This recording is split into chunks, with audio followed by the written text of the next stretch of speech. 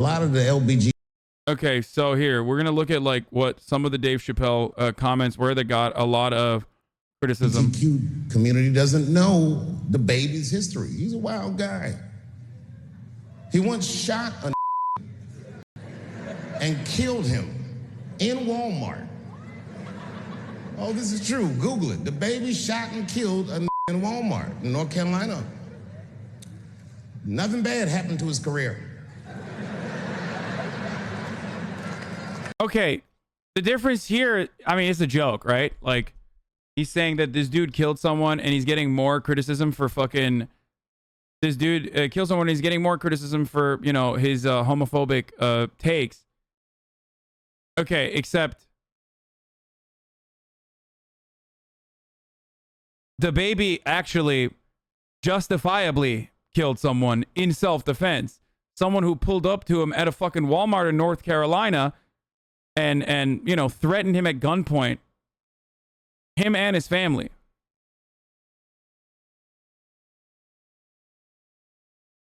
If you think that the American government or the police force of North Carolina is going to let a black man, specifically a rapper, get away with murdering someone, you're out of your mind. He was with his family. Like, it was unfortunate, but it was definitely, you know, a justifiable act of violence. Do you see where I'm going with this? In our country, you can shoot and kill a but you better not hurt a gay person's feelings. It also was not like making that comparison is kind of wild to me. I find that to be strange because, like I said, one is literally self-defense and definitely justifiable. The other one is not just like hurting a gay person's feelings, but instead just being like straight up homophobic.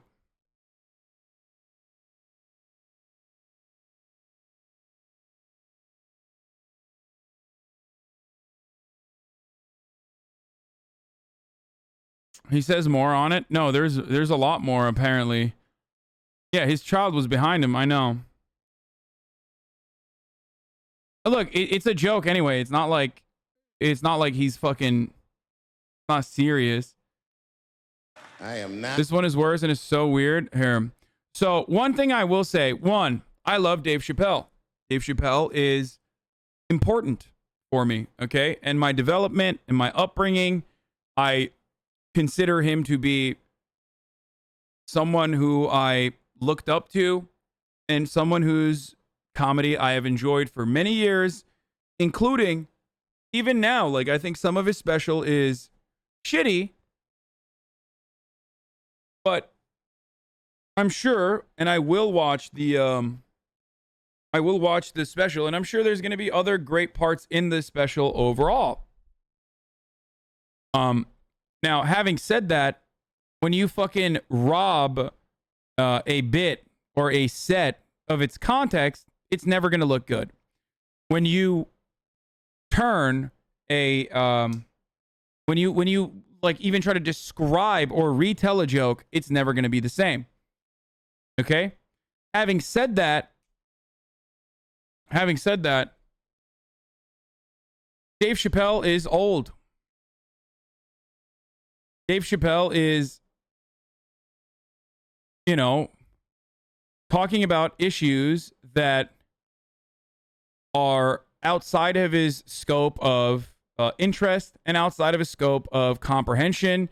It's not he does not have like the lived experience or necessarily a positive outlook overall that you need to have to be able to understand the practice empathy towards trans people, to be able to generate like a decent and funny take. You can have funny takes about the trans experience. Jokes that revolve around, are you really defending him saying he's a TERF? No, I'm getting to it. Why are you jumping down my fucking throat?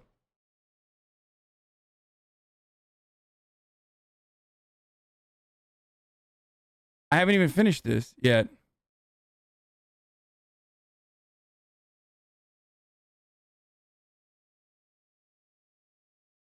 So you agree you shouldn't have opened his ignorance ass mouth? I'm not saying that at all. I'm not using those words at all. Okay, let me finish. What were the Jews wearing in World War II? I need context. Wait, what? If you're comparing a fucking washed comedian constantly fucking crying about cancel culture and trans people existing in society to the Holocaust, you're literally out of your fucking mind, dude.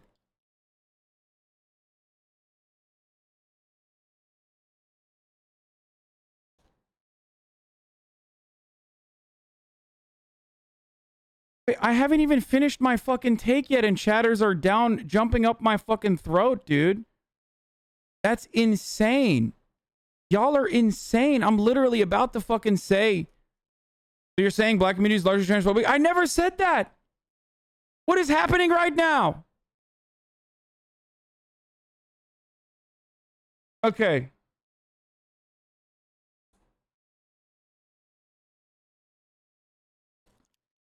I've said this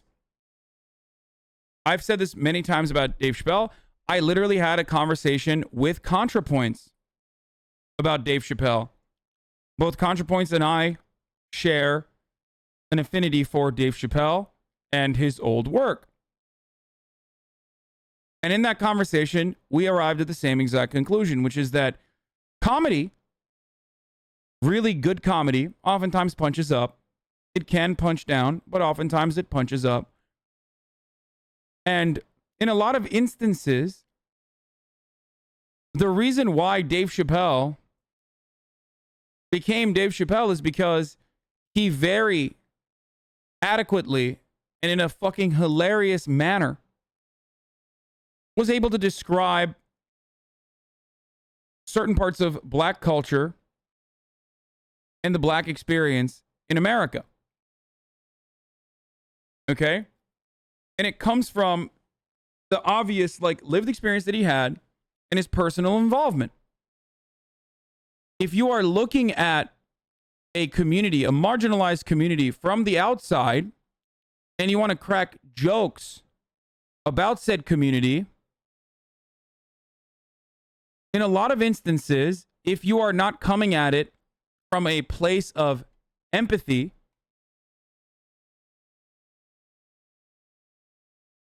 you're going to miss the mark, and you're going to relegate to hacky bits like, haha, trans people are weird. Am I right?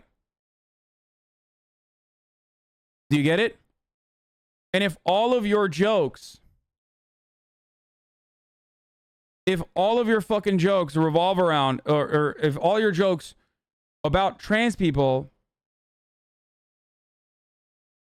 revolve around, haha, aren't trans people weird? Then you're not exactly making jokes at all. You're just basically fucking... Great video about Dave Chappelle that perfectly describes the points you're making. You're basically just saying, haha, aren't trans people weird? Now, it makes it additionally strange, considering that he himself comes from a marginalized background and knows what it's like to be on the receiving end of ultimately dehumanizing humor that does not seek to understand or does not come from a place of empathy. You're just kind of being a bigot. And not even kind of, you are being a bigot. Now, I know that he has like the whole bit about, I know he has a whole bit about, like, you know, how he helped out a trans viewer or a fan of his who actually committed suicide, and how he still continues to help that trans person's child. Okay? But it's like, I'm sorry, comedy shouldn't have rules. No, he can say whatever the fuck he wants to say. Okay? And in a lot of instances, people love to take shit out of context. People love to fucking get mad at others. People love to fucking jump down people's throats. Comedy is risky, and you can run into the You can run into the tricky situation of just not being funny, or only being funny to people who are like-minded.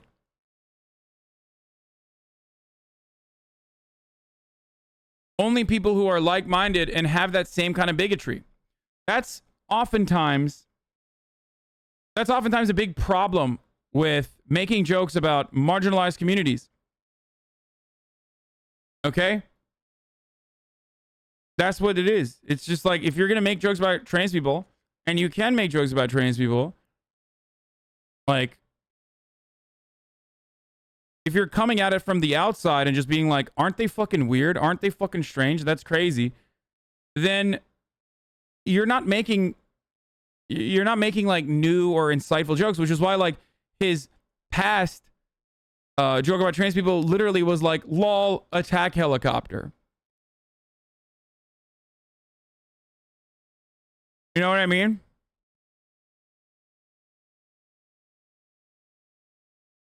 And that's the hackiest bit you can do. You can change the lol attack helicopter joke to fit your narrative or to fit your stand-up special, but ultimately you're literally regurgitating a fucking 2015 era meme that a bunch of neckbeards came up with. Now, I will have another take on this once I actually watch it. Okay? But it doesn't surprise me that Dave Chappelle, much like many other fucking comedians who I grew up with, have in their old age kind of lost touch and no longer have that same sharpness and are kind of putting it on autopilot. I think if you don't 180 your take, you have zero empathy left in you, man. You're going to regret this take if you ever watch the special. I won't regret it. I'm already mentioning that. I'm talking about my criticisms of Dave Chappelle's jokes about trans people from prior fucking stand-up specials that I have literally watched. And the thing is,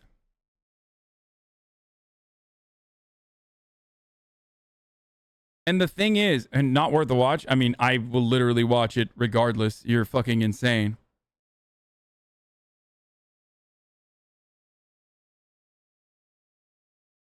Like, he's so good at expertly analyzing and basically telling you how Twitter can ruin a life. Isabel Falls sci-fi story. Sexually identifies an attack helicopter, drew the ire of the internet. This is what happened next. Wait, what the fuck? I don't know what this is. I'm not going to fucking look at this whole ass article about this shit, dude. I'm sorry. Okay?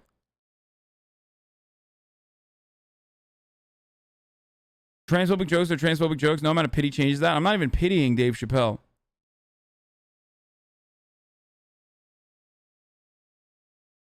Like, the example I will use is like a white comedian in the fucking 60s or even in the 90s, for example, making a joke about black people by saying like, oh, you know, they love to play basketball, or fucking, you know, making like a watermelon joke or something. Like, that's not funny. You're just literally like, you're using a dehumanizing and otherizing stereotype. You know what I mean? Like, it's just, you're doing, yeah, this is actually great. You're doing Steven Crowder levels of humor about trans people. And I don't know if you want that kind of audience.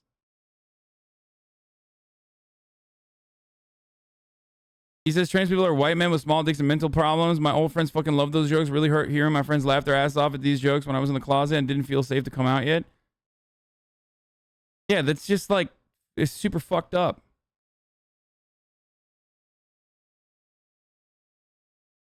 The thing that gets me is you'd think he'd know how it feels. No.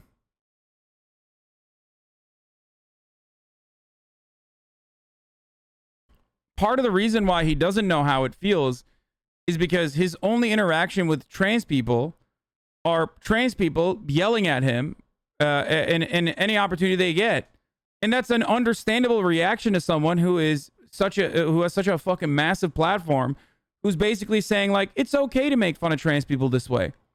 It's okay to make them feel less safe, especially at a time when they are at the intersection of marginalization, right? So if the only LMAO, so it's their fault, F off. I literally never said that. I just said it's okay for trans people to understandably get agitated when people fucking make their lives worse overall. Oh my fucking Lord, what the fuck is wrong with you? If you're gonna get mad at some dumb shit, please, at least please, just like wrinkle a piece of your fucking brain so you can comprehend it.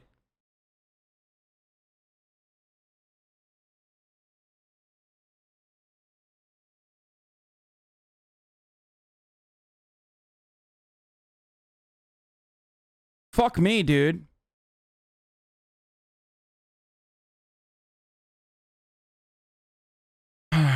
Chat needs to watch this quick. Sure, I think it.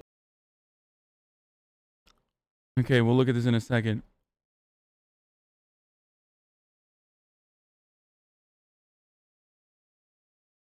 I'm not even remotely defending Dave Chappelle's jokes about trans people. If anything, you should be able to understand that despite the fact that I have grown up as a gigantic Dave Chappelle fan, I'm recognizing that this is a blind spot that he has.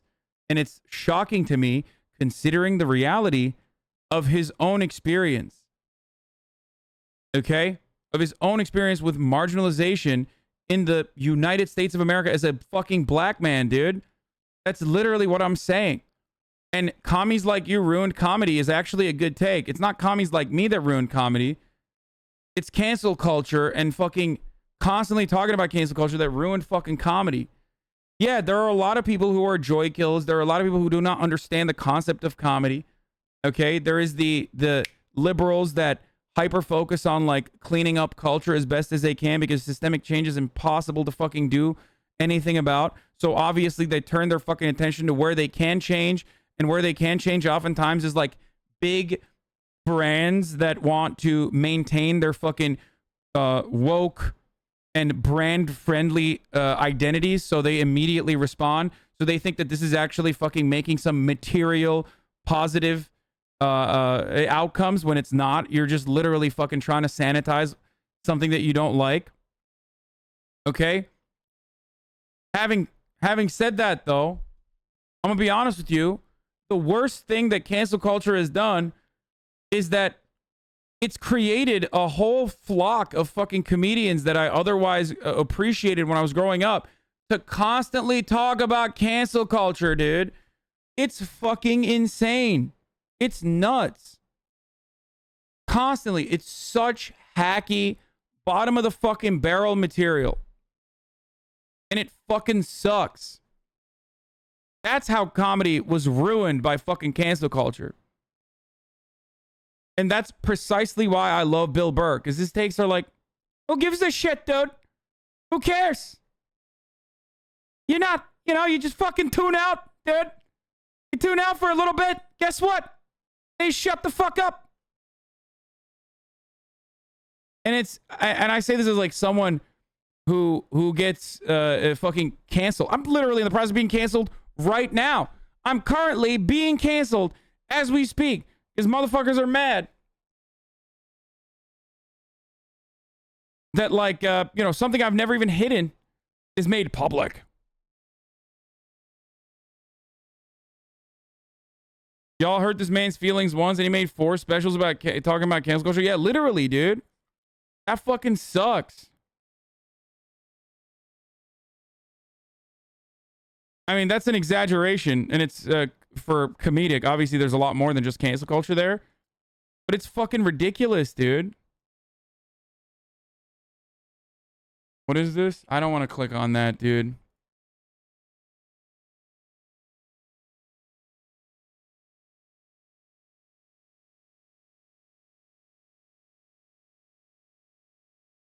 Bill Burr, Bo Burnham, Kumail Nanjiani have all been able to do great shit without turning hack.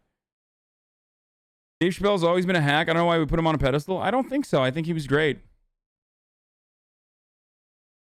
And I still think he has like he has still great jokes trapped away in a fucking sea of weird, hacky fucking materials. The thing with Dave Chappelle is that he used to be so good at making light of, but at the same time articulating grievances of marginalized black, poor in this case, communities, to turn around and completely 180 and argue that things should be worse for other currently marginalized communities is the problem? Exactly.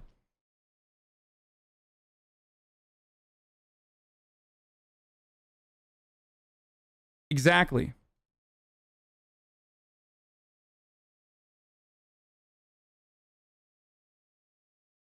I mean, I listen to and laugh at some fucking edgy ass shit. You guys know this, okay? I understand that, like, comedy is not always going to make you feel good, or I understand that, like, some comedy will literally fucking shit on even marginalized communities, okay? I get it. Not all of it is going to be for everybody. But in an instance where, like, people are already being fucking threatened, people are already having a hard time coming out, people are already fucking being pursued, people are constantly feeling like they have to debate their existence with, like, psychos all around, to just turn around and be like, to have to be this, like, incredibly successful, popular, beloved thinker. And I know Dave will say that he's a fucking comedian, he's not a thinker, but I do disagree with that. To just basically fucking, you know, advocate for that shit, it sucks. Like, it's just hacky. Like, even if you are going to say, like, oh, comedy should have no limits, I say this as a comedy fan, you have to recognize that it's not his best material and it's fucking hacky. And if you don't recognize that it's hacky, then you're either a fucking gigantic simp, or you 100% are, like, blinded by the backlash that you want to fucking promote, the backlash that you believe cancel culture defenders deserve, and that's why you're like, no, I like this. You're basically, you know, philosophically doing the equivalent of, I don't know, buying Goya beans or something because Donald Trump said it was good. Like, you're doing that. Or whatever fucking liberals do, promote other brands. You're buying other brands that are not Goya because you're like, oh, the other side fucking hates this. So, ooh, I bet they'll get triggered. I bet they get so triggered if I buy, like, non-Goya brand beans. And it's so strange. It's like,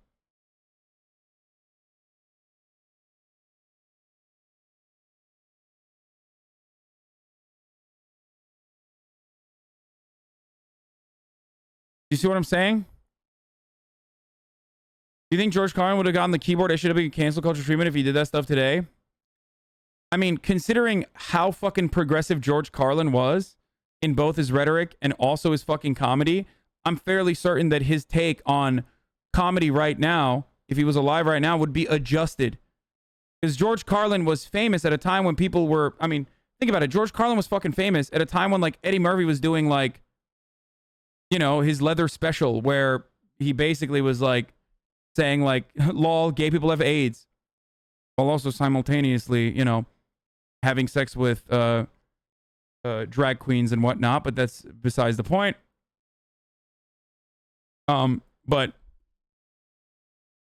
so obviously George Carlin's point of view for that period of time would probably be adjusted to the period of time now.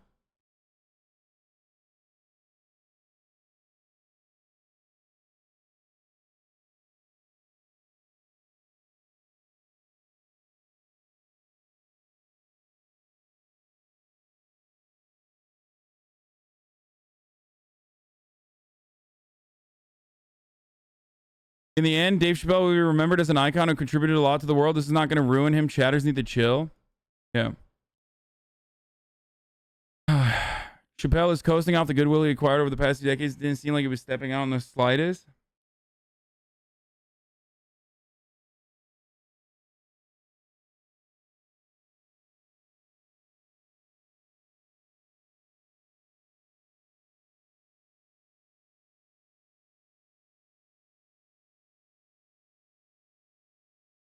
Anyway, bro, these Twitch titles is great. Oh yeah. Comedy arguably doesn't have limits, but there's a time and place for making jokes, and knowing your audience and position is important. Making transphobic jokes is bad no matter who you're telling them to, but you should tell them in private instead of making trans people feel bad about themselves. No, I mean, like I don't think that there is a type of comedy that is like, there's just good comedy and bad comedy. Okay? That's the way I see it. Richard Pryor, you said Eddie Murphy? Yeah, I meant Eddie Murphy, motherfucker. I didn't mean Richard Pryor.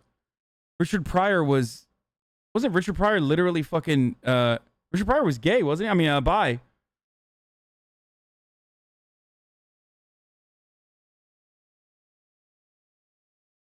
Yeah. I did say Eddie Murphy. I was talking about Eddie Murphy.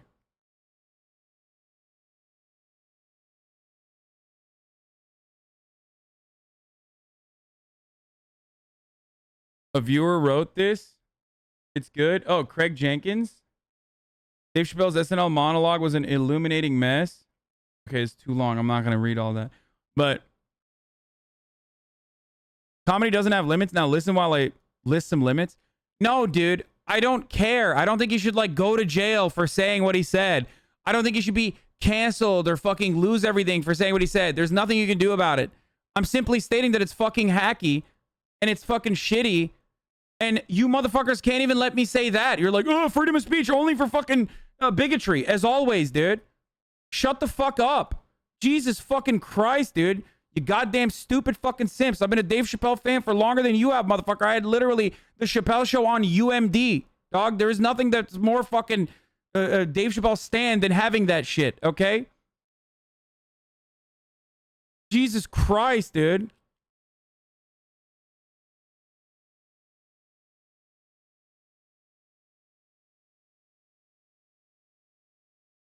Fuck me, dude. Holy fuck. You can't even fucking be like, yo, that was hacky. You can't even be like, that's hacky without motherfuckers being like, dude, fuck you. Okay, fuck yourself. Dave Chappelle is brilliant. He's insightful. His jokes have never been unfunny. Okay? Google George Carlin Muslims. Yeah, he was a fucking, he was a r/atheist. Okay? Again, I love George Carlin. It doesn't matter. I look at the fucking entirety of someone's work rather than just like a couple fucking jokes or his point of view on a certain community. Okay? And the same goes for fucking Dave Chappelle. I look at his entire body of work. Anyway, let's watch this one. I'm saying that to say that trans women aren't women. I am just saying that those pussies that they got, you know what I mean? I'm not saying it's not pussy, but that's like beyond pussy or impossible pussy. You know what I mean? It tastes like pussy, but that's not quite what it is it? It's not blood, that's beet juice.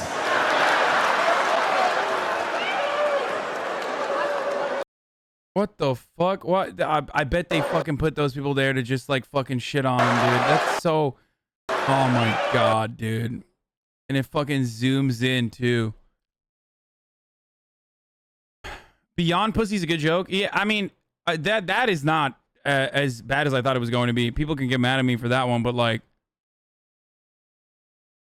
the one that I fucking got actually mad at was like, or not mad, but like thought was so fucking whack. So fucking whack was when he was like, I'm a J.K. Rowling turf. Like, you fucking kidding me, dude? Really? I mean, that's so whack. Shit, that would be funny if a trans person said it. Yeah, I mean, that's like... That's like... Dude, look. I'm not going to call them out, but I follow a chatter who also is a creator themselves, who fucking has a private account, okay? And on that private account, I'm not going to reveal a gender or anything. That's why I'm using non-binary terms here.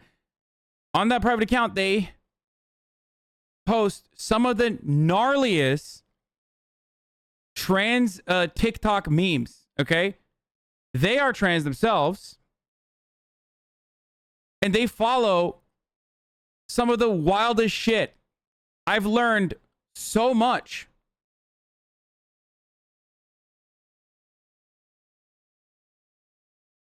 I've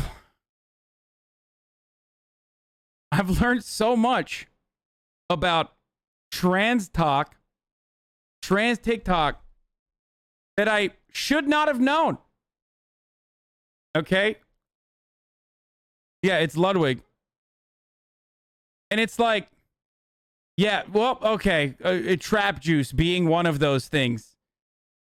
Didn't need to know that, but now I do. There's a lot of people that fucking make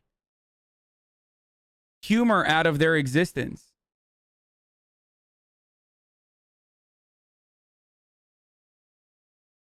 How did all of chat knows? Yeah, I don't know what's going on there, but I guess trans TikTok is like popping off.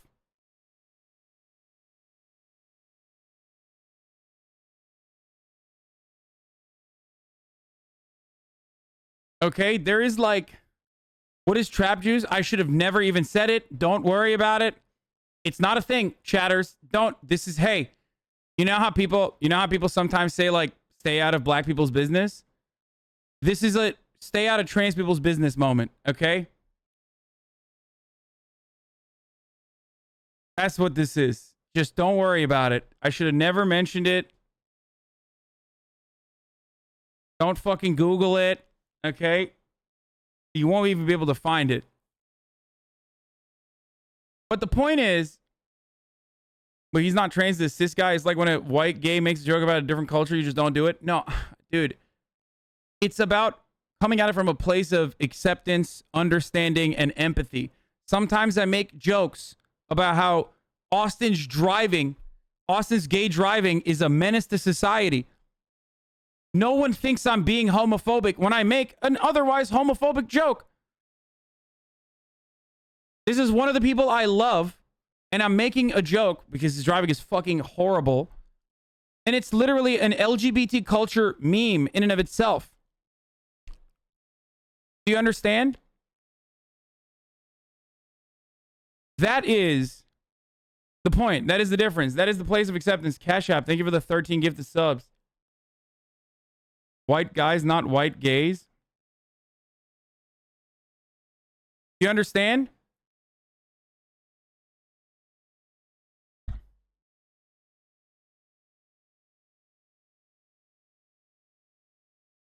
They talk about explaining trap juice to you on their... Okay, if it's... Okay, if she posted it, then yeah.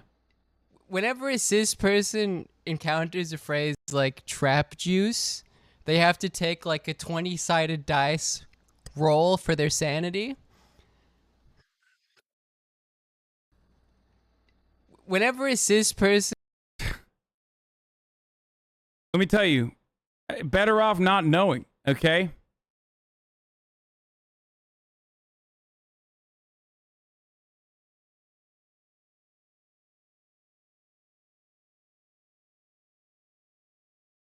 I should have trusted you about trap juice. Yes.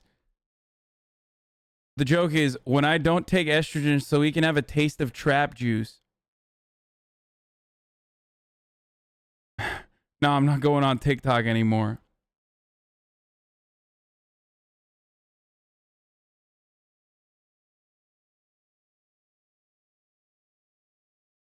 Here, it's a requirement to get hormone replacement therapy that you crash your car at the parking lot outside of the clinic. Anyway, so the joke, like there are jokes that you can, and plenty of trans people often make about trans existence that is fucking funny, okay? It's funny because it's gnarly in and of itself. Yes, it is. It's like, see, describing a joke, no matter what, is still not going to, it's still not going to be, what do you call it? The same. So that's the point I'm trying to make. Coming at it from a place of acceptance and understanding is very different than just pointing to a trans person and being like, that's weird, right? That's weird, right? And that's the difference. You're making a joke at the expense of a marginalized community So like impossible pussy might be on TikTok next week. Yeah, that's why I didn't think that the impossible pussy joke was like as bad as the other stuff. Beyond pussy or impossible pussy, like impossible burgers. Yes, I allow my friends to make jokes about me milking my disability wheelchair for sympathy, gifts, or presumptive innocence when I am anything but. However, would only allow people I know to do so with me.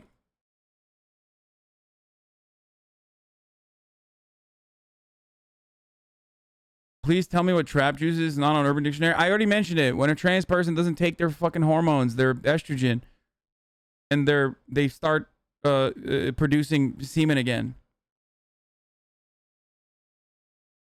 And if there's a group of individuals on the fucking planet, okay, that have never been funny and literally never will be funny, it's motherfucking TERFs, dude. It's literally like, you know, British people. TERFs. So like aligning with fucking TERFs as a comedian when like half the fucking cancel culture jokes literally revolve around making fun of fucking TERFs that originally were like, before they all united on their hatred for trans folk. Okay? Was Dave Chappelle and others like Dave Chappelle making fun of TERFs who were like, oh yeah, we need to call it women because men should not be in you know, the word women. Or TERFs that were like literally the fucking blue-haired SJWs, okay? Like, oh my God, I can't believe you're mansplaining. Oh my God, I can't believe you're manspreading. Like those people are fucking TERFs. They're the rad libs, dude. TERFs are trans exclusionary radical feminists. Oh, great. Now all these chatters think they can get away with calling people traps? No, of course not, dude.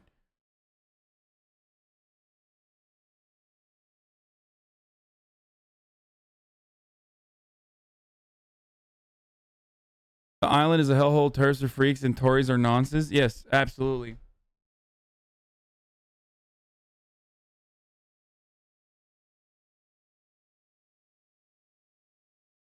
Explaining a joke is like dissecting a frog. Few people are interested and the frog dies. Didn't Twitch do the Womixon thing? Yeah, and fucking trans people dunked on Twitch for doing that, and we all fucking made fun of Twitch for doing that.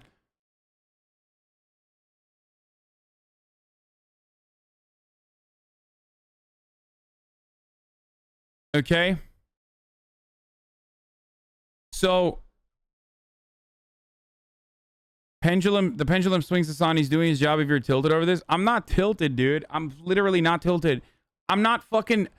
First of all, I'm not impacted by this. I am privileged as fuck in that respect, okay?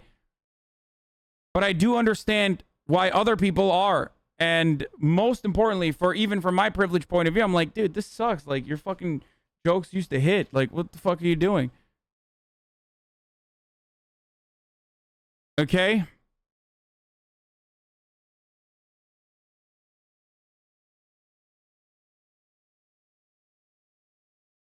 Bro, like 20 seconds after you mentioned it, a chatter tweeted begging for someone to tell them what trap juice is. Okay.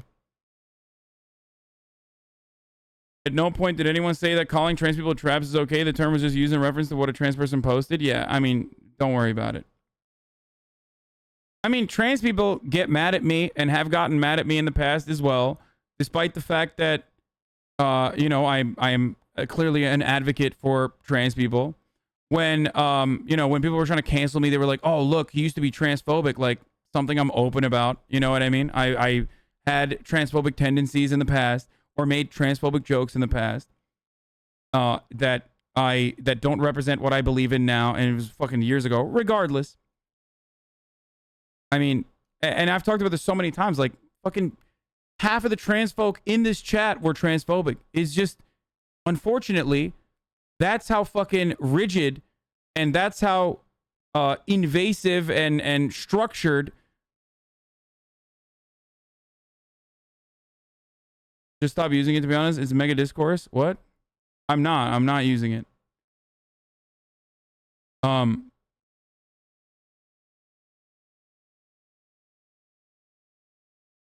As I was saying,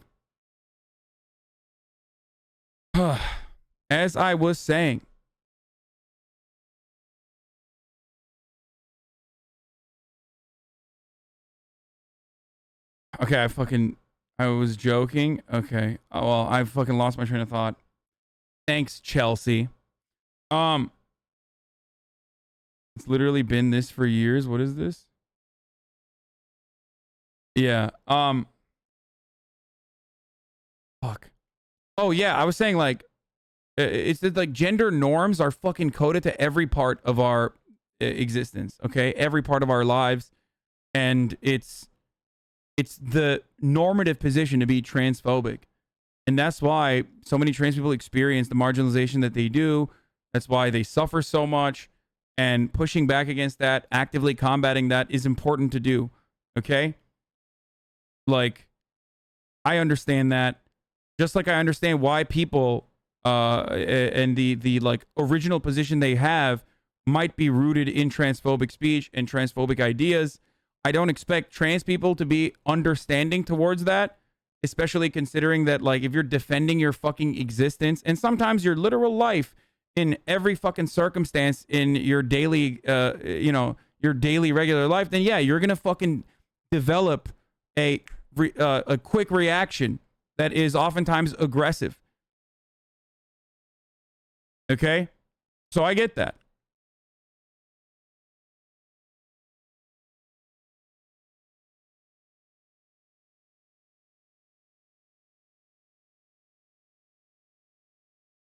Okay? Internalized transphobia keeps many of us in the closet for a long ass time. So yeah, a bunch of cis people are going to be. It fucking sucks, but the needle is moving in the right direction slowly. Exactly. Okay? So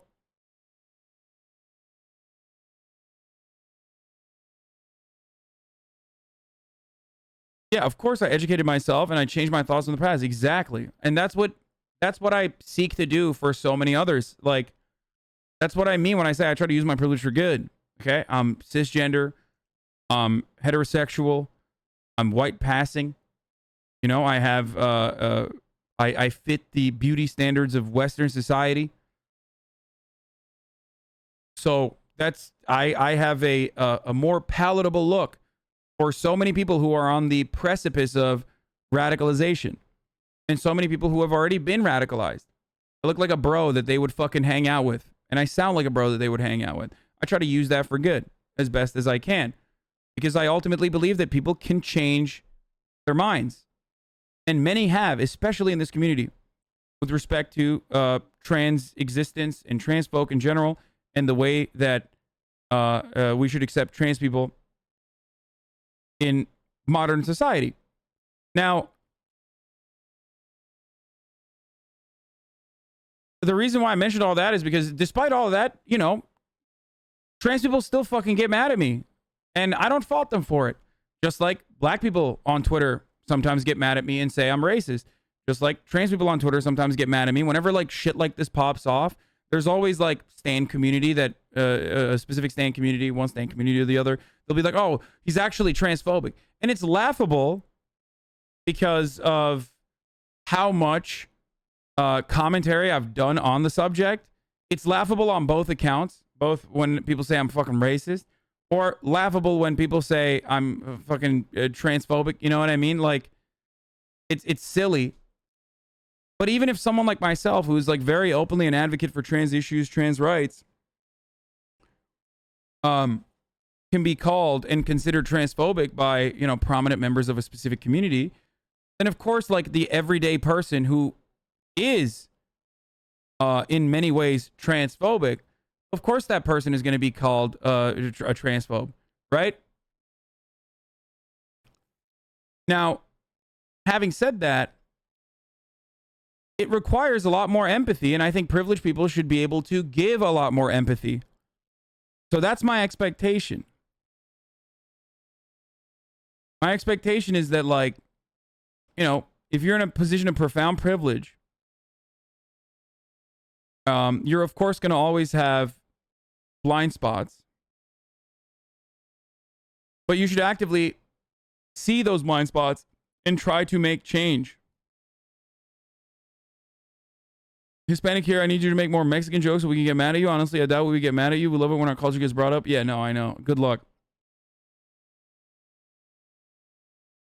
the one group of individuals that never fucking get mad at me will be Chicanos, because they fucking love, like, and Latino people in general love when people bring up anything of like Latino culture. If anything, it'll be white people getting mad on behalf of people, on behalf of like Chicanos, Latino people in general. You made a Modelo Time Fool reference yesterday. I did do that.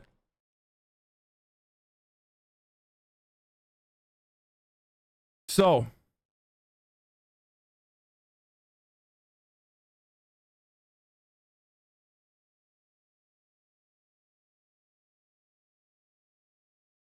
do your Mexican accent now? Oh, you mean when I try to do Jair Bolsonaro and then it comes off like I'm what is it? The Dodgers beat the Lakers. What the fuck was that? La caca. He's coming out of my nose.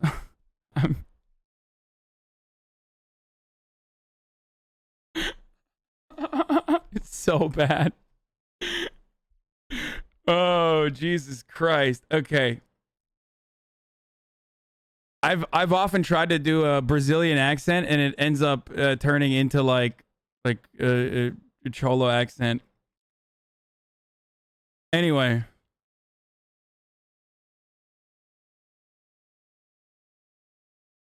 Sound like Jonah Hill in 22 Jump Street. So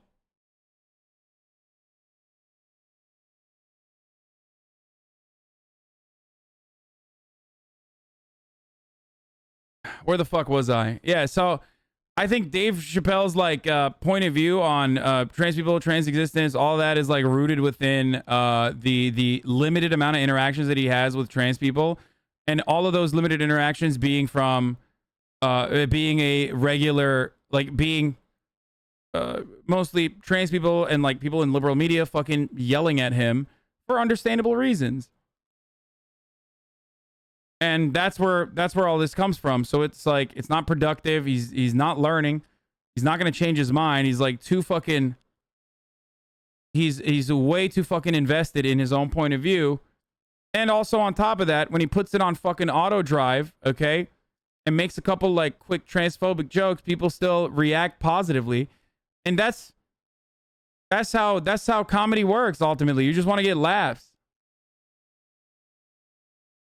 He's never met a trans person in real life? No, he has, but it doesn't matter.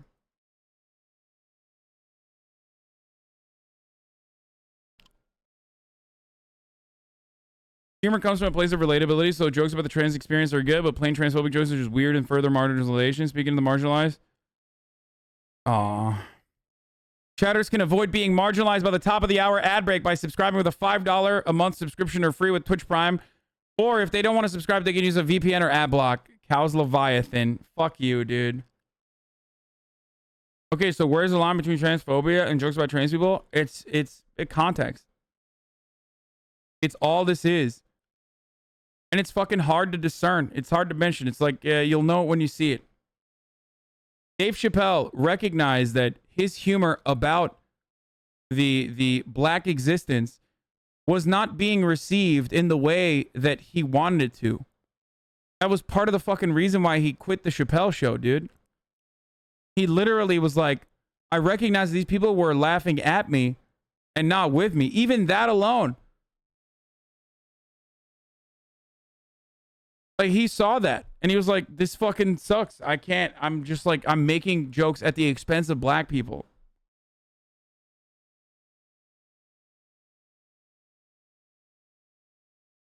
But then again,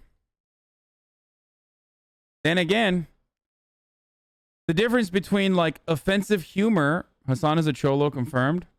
Do your Mexican accent now? Oh, you mean when I try to do Jair Bolsonaro and then it comes off like I'm what is it? The Dodgers beat the Lakers. What the fuck was that? La caca. Yeah, a little off topic, but exciting news. There is now an official national hotline number for suicide prevention, 988. Oh, nice. Okay, so it's open season for us comedians now. We're being oppressed at every turn. We can't say anything anymore. Always censored, always silenced. I'm like a second-class citizen. Freedom of speech is dead. How am I meant to make ends meet? Yeah, it's fucking bullshit.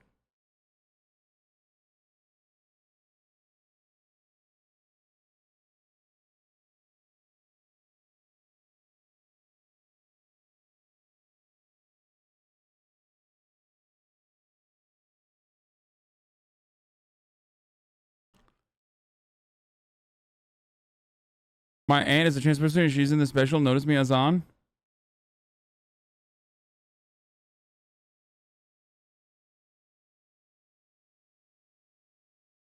Before he cracked the impossible pussy joke, he said classic universal dog whistle. You know what I mean. The context is there, man.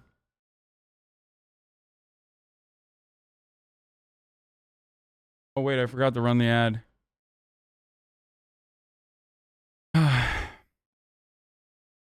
Okay, here's the 1 minute ad break now.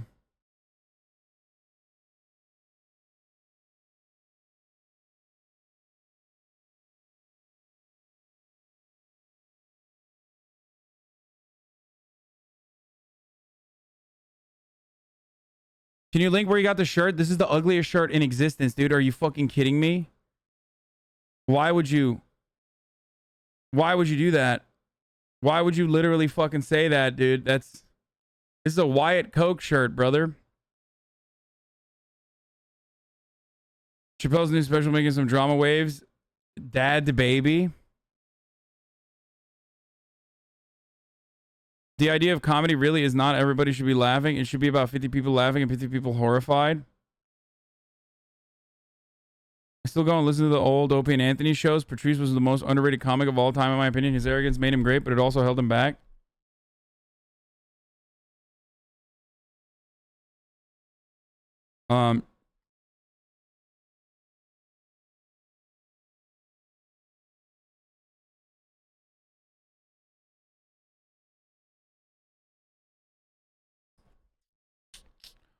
Anyway. Where the fuck was I? There was something else I was gonna watch and I'm fucking forgetting. My brain is like, stop working. Oh, this one Great summary is this tweet. Yeah, sure. I think a great summary is this tweet that someone else tweeted. It says, there's an extraordinarily defensive style of writing where I can recognize if someone is probably active on Twitter or TikTok or not by how often they include weird preemptive defenses of positions no sane person would ever take. Exactly. I'll explain. I love haircut hippie. Brilliant take. What I mean. So like the internet in general has taught people that something that was said in good faith, they can twist to be said in bad faith so that they can like seem high and mighty that day and like put themselves on a pedestal and be like, well, you forgot this, gotcha. But everyone who's normal knows that's not what the person meant. An example is years ago, I said, I don't want to have kids. And someone said, you're an eco-fascist. And I said, how? And they're like, well, you didn't specify that you meant you don't want to have kids for personal reasons, not you didn't want to have kids because of overpopulation. And I'm like, okay, well, I didn't say that. I just said I don't want to have kids. And they're like, well, next time you better specify all the other reasons. And it's like, yeah, you're insane. You're literally crazy. Right there. No sane person. Because that doesn't happen in real life. Imagine you're having... That happens so... I mean, it's so fucking true, dude. It's so fucking true. I mean, it happens in this chat like a million times a day. I love when people come in here and they're like, so you're saying, so you're saying. No, I'm not saying that. I didn't even say that. As a matter of fact, I said the opposite of that. While you were in the process of like, you know, letting out the fire take in here. Having a conversation and someone like stops you and they're like, up. Can you go through like all these marginalized... Grifter, socialist trickster. I'm just going to start saying that like, these are fucking... Have you shared your $3 million means of production with everyone yet? Yeah, dude. Texas Toaster, dude. Wait. Don't ban him. Unban him. I want to hear what else, what other brilliant takes they have. Incisive and brilliant takes they have. Because I'm sure they got some good ass fucking takes, dude. Like, come on, let me play with the fucking dummies a little bit. You know, I want to fucking, you know, I want to fucking pet them a little bit.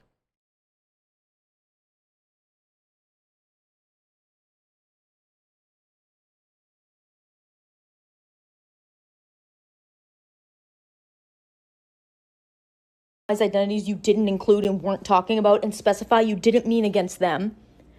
Obviously, I didn't mean that. People online are in this fantasy land where if every sentence that's ever uttered isn't catered to them and has every box checked off and it isn't like a fucking PhD student's essay, then they found a loophole where they can feel high and mighty today by yelling at someone for something they didn't even say. That's how TikTok is turning into Tumblr, which has already happened to Twitter. And also, by the way, none of these people actually do anything in real life.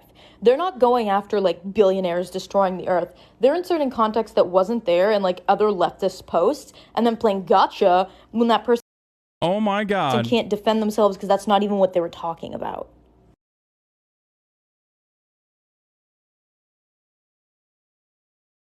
This guy's logs in XCC's chat. Fuck these say. The left rioted and burned buildings for months and no one cared until today. It's amazing libs can riot and burn buildings. Cheer 500. It's amazing libs can riot and burn buildings for 8 months and no one cares. Now Hasan cares about police. Ha ha ha. Peaceful protest, peaceful protest, peaceful protest. Whoa, this is during January 6th. Fucking commie. They are fucking animal. Replace the current nation. Make goddamn doors and locks.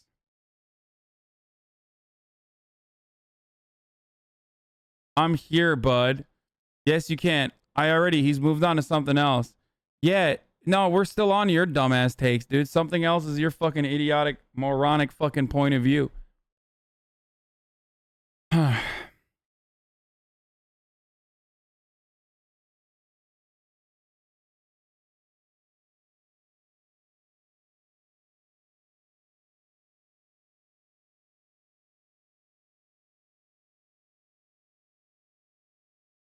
He's not a juicer just because he typed in Felix's chat, okay? This is a great fucking... Yeah, sure. I think a great summary is this tweet that someone else tweeted. It says, I got called ableist this week because I said someone was stupid and sorry, but I won't stop calling stupid people and action stupid. It's my thing. Yeah, I mean, dude, there's a lot of fucking weirdos on the internet, dude.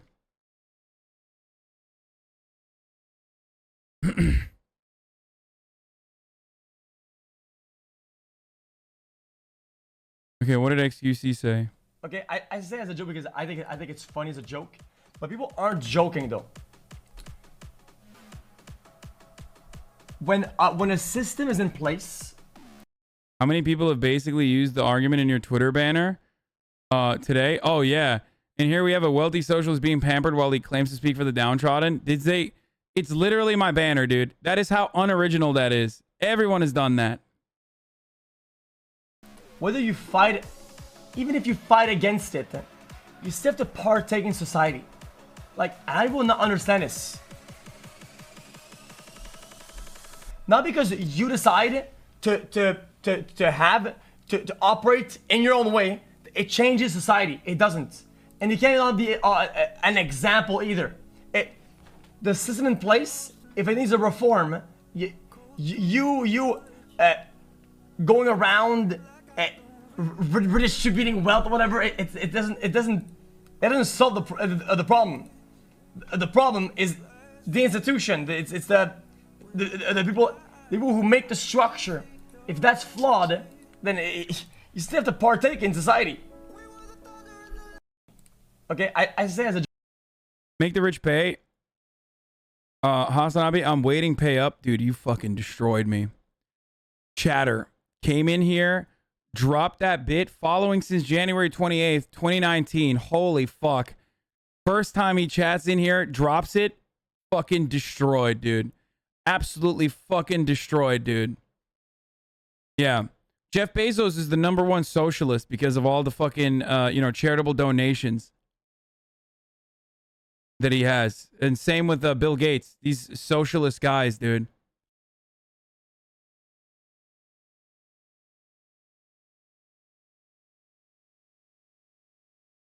Fucking owned, dude. Yeah, Felix understands it. I mean, I've talked to him about this particular subject multiple times. Like about how, look, if you're going to do charity, if you're going to donate to charity, do it no matter what. Some people are going to get mad at you and say you're doing it for PR. Some people are going to get mad at you for not donating enough, okay? But ultimately, what matters is how you feel about it, okay? Like, if you feel like you're doing the right thing, if you're doing the right thing, then do it. Just fucking do it. Who cares? Put your fucking head down. People yell at me every goddamn day.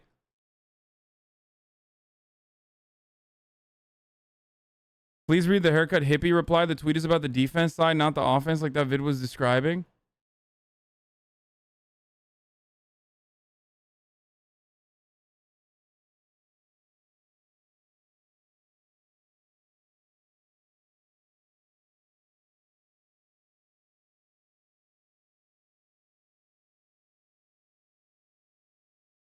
Did you see this Pogo take? What?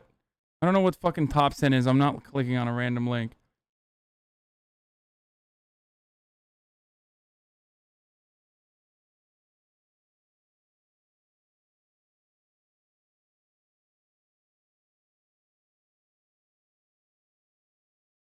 I remember the 3rd grade when Jeff Bezos and Bill Gates came to our school to teach us socialism. They also gave us bread, good times. Of course, dude.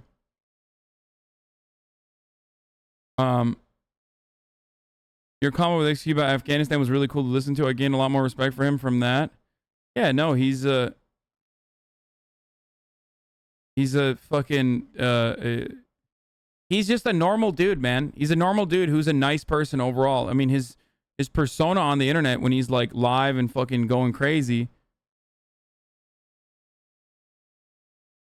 Okay, that's one thing. Shame and self-consciousness are holding you back from blossoming into the magnificent grifter you were meant to be. That's right.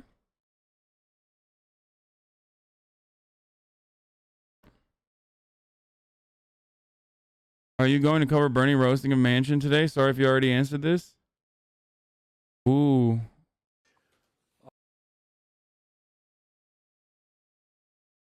They got you? What the fuck is this? You contradict your core principles with almost every action you take? Yeah, dude, this fucking owns me super hard.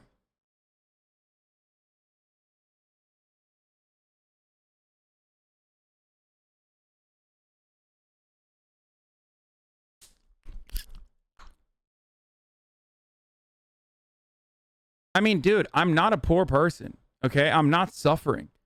If that's what you guys, if any of you think that, please do not. That is ridiculous. Okay? That's literally just, it could not be further from the fucking truth. Okay? Yeah, I'm not soda popping. Right?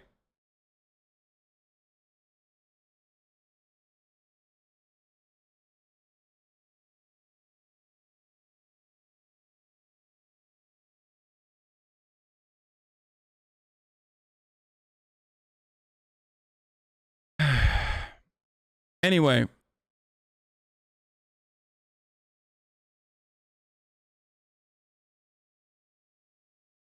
So,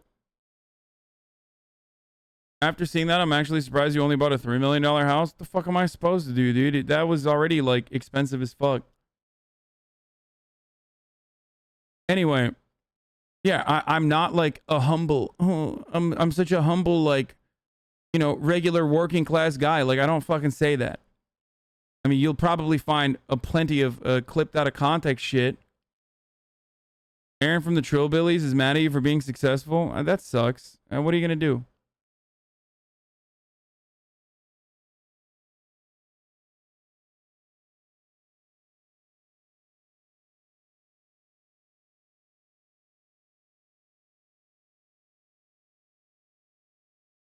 It happens, dude. And don't even fault... Listen, don't fault motherfuckers for hating me, okay? Don't fault motherfuckers for hating me for this. Because it is the first inclination that people have. And especially if their current circumstances are not great, it is an understandable first inclination to have. To be like, yeah, fuck that shit. I personally think it's misplaced anger, unfortunately.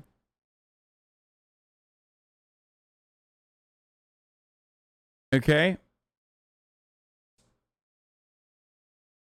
At this point, calling you a grifter is the easiest grift to feign leftist aesthetics. Yeah. And it is, like,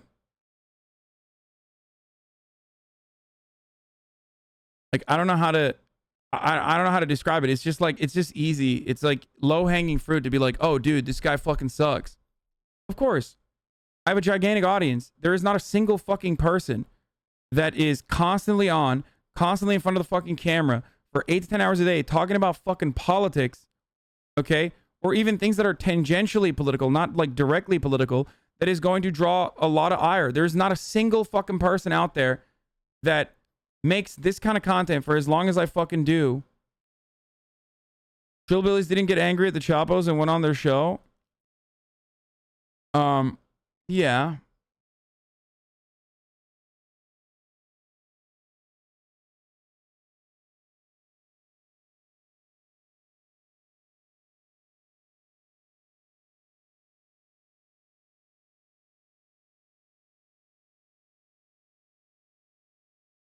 You know, I just, it just sucks, but it's just the way it is.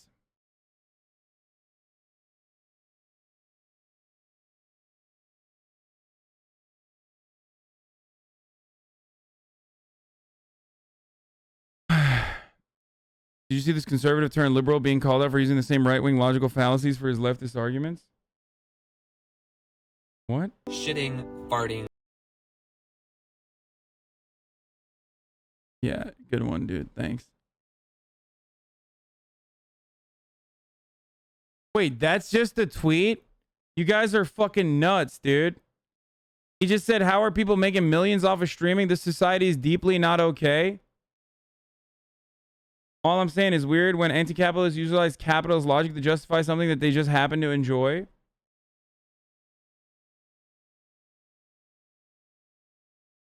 People really be out here calling themselves anti-capitalist and defending Amazon by proxy because they like someone's content. I mean, like, that person doesn't know anything. Like, they don't know anything about my content. That's why they're fucking mad. It's like very obvious, dude. It is what it is. Like, this is the lightest fucking criticism that you could engage with. You know what I mean? I mean, he literally has fucking Venmo and Cash App on his profile. You know what I mean? Like, it's just,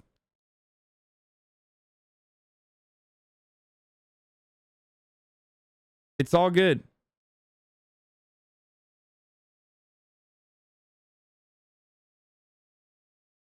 I got called a pay pig by a fellow chatter today because I subbed to you.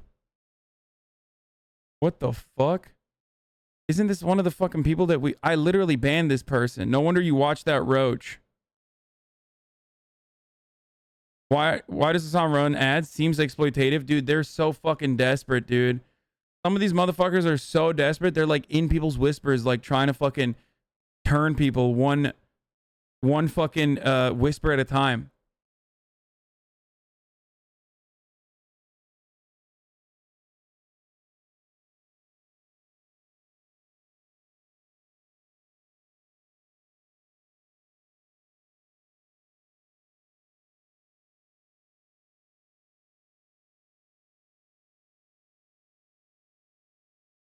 Look at Miskiv's take. We already saw that. When will you address Rob's criticism? Rob here.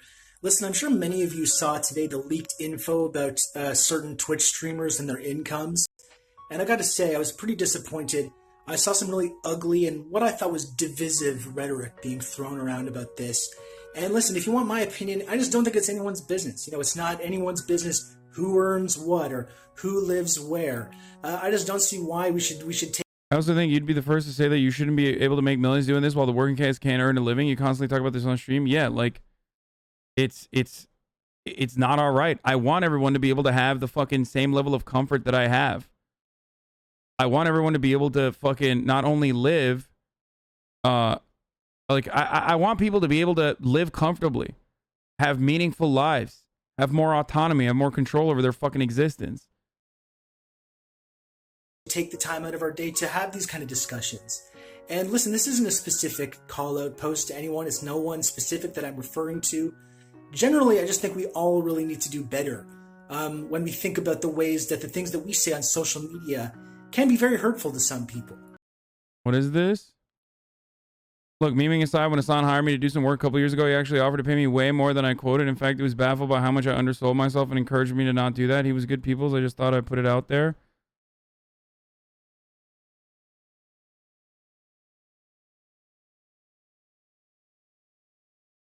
Yeah.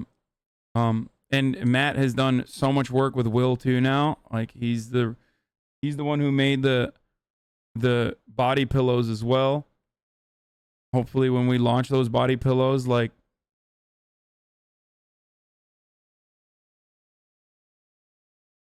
bro, we were finally at the news and now we go full circle back to your sub count discussion.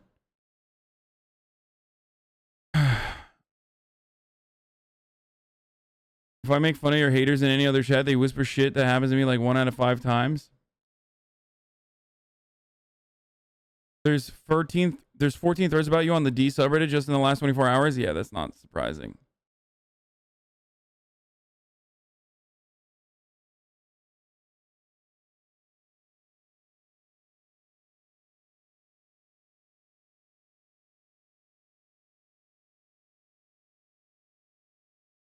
Okay, we're going to watch Bernie. You should donate your millions to refugees in need since you always want them here at the expense of poor Americans. First of all, I literally fucking raise money and also have donated money to like raises and shit. So I am doing that. Which is pretty funny that you said that. But you kind of betrayed your values there by saying, you know, I want immigrants to be here at the expense of poor Americans. Hilarious.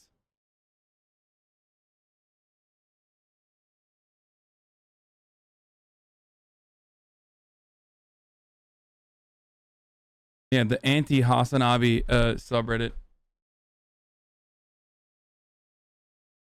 I just want to say a few words about some of what's going on. And as chairman of the Senate Budget Committee, I want to say a few words about the $3.5 trillion reconciliation bill that a number of us are fighting for. And I'd also like to make some brief comments about what Senator Manchin said earlier today. First, let us be clear. Poll after poll, including polls in West Virginia, show that what we are trying to do in this reconciliation bill is enormously popular among the American people. But it's not just the American people who support what we're trying to do. 48 out of 50 members of the Senate Democratic Caucus support the bill, and 210 members, about 96% of the House Democratic Caucus, support the bill. And by the way, the President of the United States supports the bill. And while we're at it, let me tell you who is vigorously opposed to this legislation. And I think it's important that the American people understand that, because this is the corruption of American politics. Get him, burn dog. The pharmaceutical industry is currently spending hundreds of millions of dollars on lobbying, on campaign contributions, on advertising to oppose this bill. I wish that Joe Biden would do it like this too, just like a little bit of naming and a little bit of shaming. It goes a long way. I think it would pay back in dividends. Like, I really do wish that he would drop this shit a little bit harder. Because they do not want to have us lower the outrageously high cost of prescription drugs in America. The health insurance industry is spending a huge amount of money because they do not want us to expand Medicare to cover dental, hearing aids, and eyeglasses. The fossil fuel industry, the coal companies and the oil companies, are spending millions of dollars despite the fact that the scientists are virtually unanimous in telling us that we must end our dependence on fossil fuel and move to energy efficiency and sustainable energy if we are going to save this planet. And it goes without saying that the billionaire class and the large corporations are spending a fortune in opposition to this bill because they love the idea that some of the wealthiest people in this country and the largest corporations in a given year do not pay a nickel in federal income tax. And they're fighting to preserve that absurdity.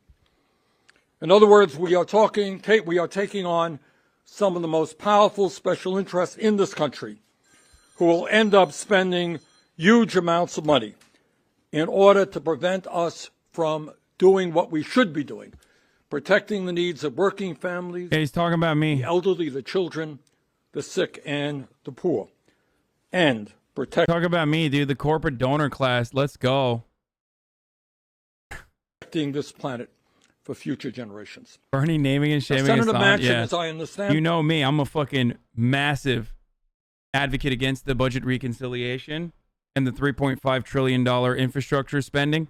You know, because, you know, how are we going to pay for it? Oh, we're going to pay for it by taxing me? Well, that's fucked up. Don't do that. You know, just things that I say all the time.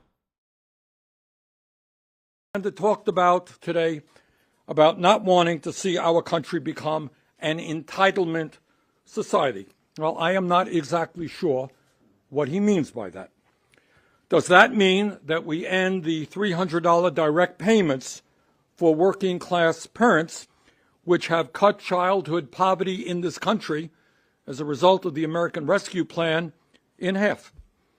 Is protecting working families and cutting childhood poverty and entitlement? Does Senator Manchin think we should once again have one of the highest levels of childhood poverty of any major country on earth?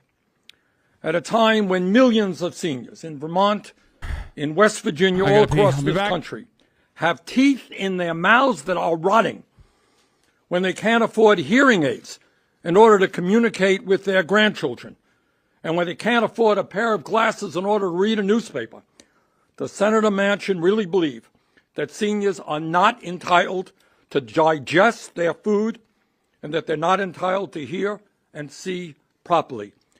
Is that really too much to ask in the richest country on earth, that elderly people have teeth in their mouth and can see and can hear? Does Senator Manchin not believe that we have to end the absurdity of the United States paying by far the highest prices in the world for prescription drugs, sometimes 10 times more for a particular drug than is paid in Canada or other countries around the world?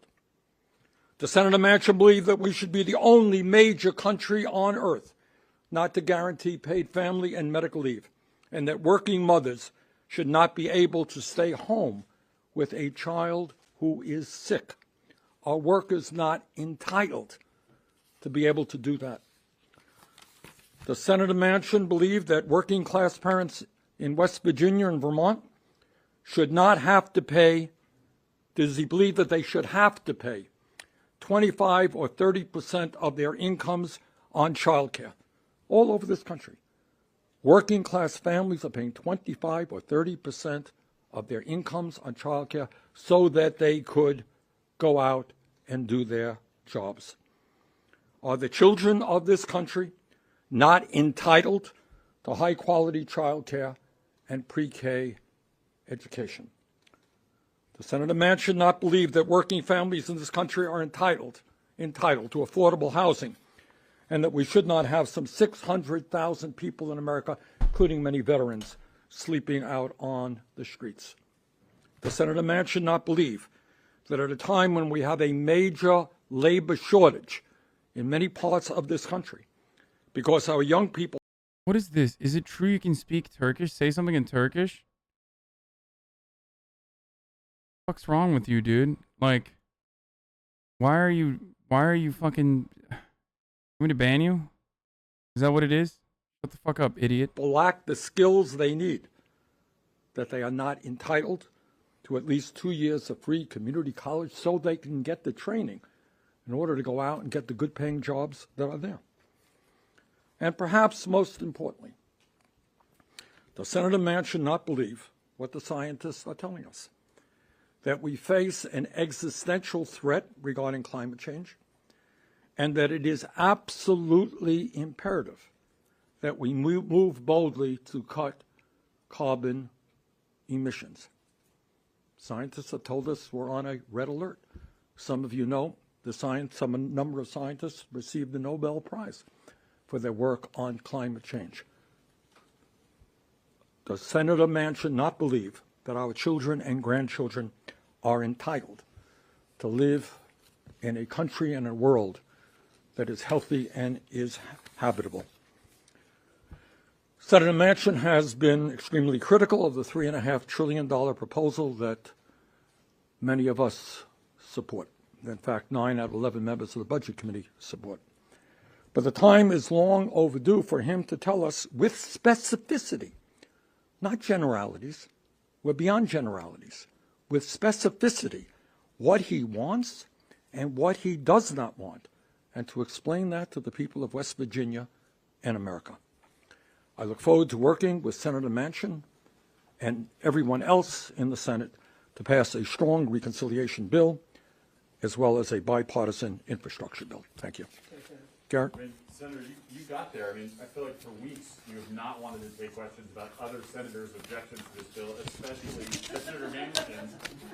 But is it now incumbent upon him to come out and say, "This is what I'm for"? This is how I get That's exactly what I'm saying here. Look, it's very easy to use vague phraseology, and even when you talk about $1.5 trillion, as I understand it, Senator Manchin says he believes in Medicare negotiating prescription drugs. Okay, good, great. In the House bill, that will save us $700 billion. Now, Senator Manchin says that he only wants to spend $1.5 trillion. Is that in addition to the 700, which would already take you up to 2.2? I don't know the answer to that. You don't know the answer to that. You know, Senator Manchin says he wants to tax the wealthy. All right, good. The House Ways and Means Committee passed a proposal which includes, as I understand it, about $2 trillion in doing away with tax breaks for the wealthy and large corporations. Is that where Mr. Manchin is? So it's not good enough to be vague. And I do not understand, to be honest. Roast him for 5 minutes. I look forward to working with him. I mean, he deserves way worse, so let's be fucking real, dude.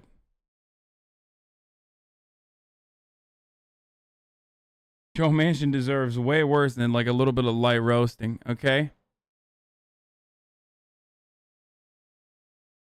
Chatters, I'm not going to speak in Turkish for your fucking dumbass bingo card, okay? I know you're playing Twitch bingo, and I've probably nailed everything on that fucking Twitch bingo.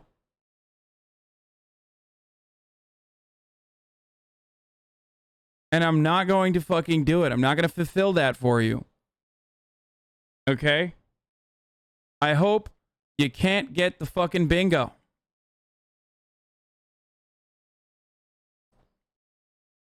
Where is it? Hold on. I want to pull it up. Where's the bingo card? Someone link it to me. No, these motherfuckers were ready, dude. They were ready for this stun lock, so they made their own little game for it, dude.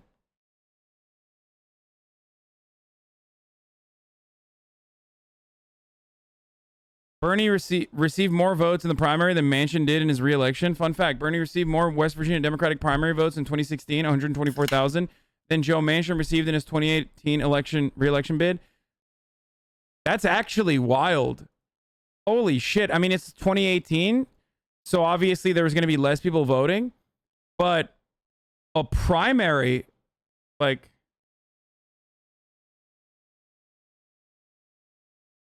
Hasan, Twitch leak bingo. Let's check LSF. No gaming today. I negotiated a contract with the least ad density.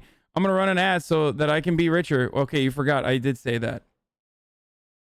10-minute stun lock. Socialism is when poor. Chat, I don't do sponsors. Pepela. Chat, my sub count has always been public. Then we should tax the rich even more. Yes. Don't sub/donate to me if you want attention. Taxation is better than donation. Free. Mentions XQC. Who is critical role?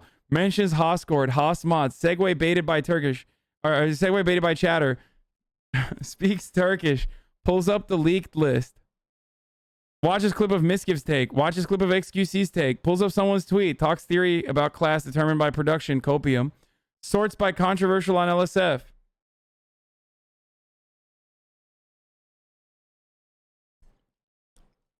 I saw this earlier. Also, you circle and fucking carve out this bingo card like a psycho. I just want to let you know.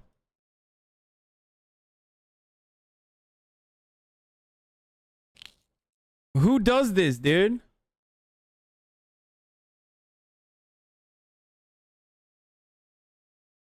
This is how well my fucking community knows me, by the way.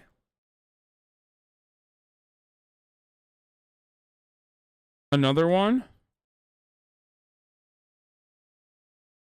Okay, but I didn't speak Turkish, so...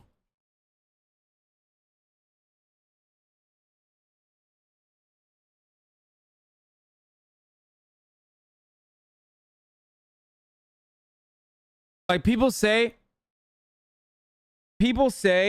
that I myself pre-watch videos, but y'all have pre-watched the stream.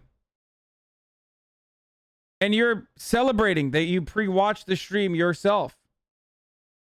So what the fuck does that mean, dude?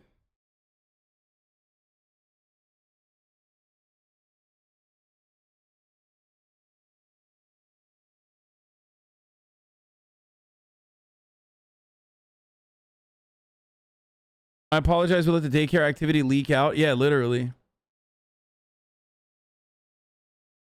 No gaming today.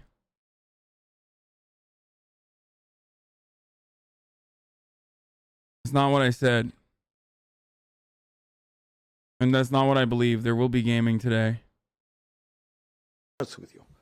How in this time in world history, you cannot talk about the crisis of climate change and tell us what you want to do. That is really inexcusable. As I've said many, many times, and I say this as a grandparent, I do not want my generation. It's actually foolish that they didn't add, like, stun locked on the bingo card onto the bingo card. If you truly knew me, you would have added that, knowing full well that I would be getting to it and fucking, you know. Generation to have to look their kids and grandchildren in the eye and say, yes, we failed you, and the planet is now uninhabitable. Yeah.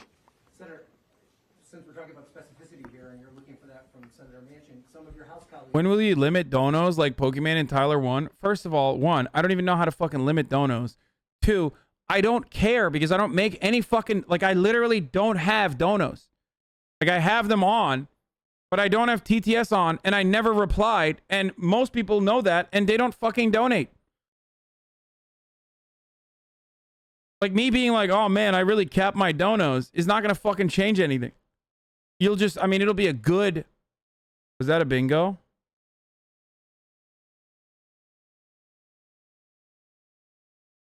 That was a free square? Okay, that's fucked up. You have to get a special request to limit donations. Not everyone is able to cap it. Yeah, motherfuckers act like I've ever gotten a fucking dono that's more than like fucking $5, dude. It's just aesthetic bullshit.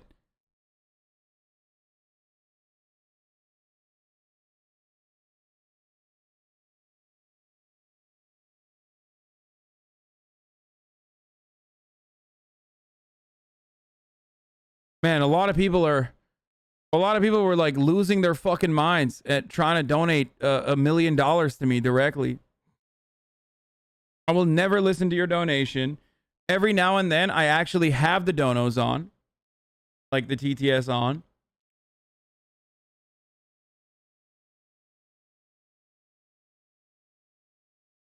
Okay. Tarek, thank you for the 33-month support.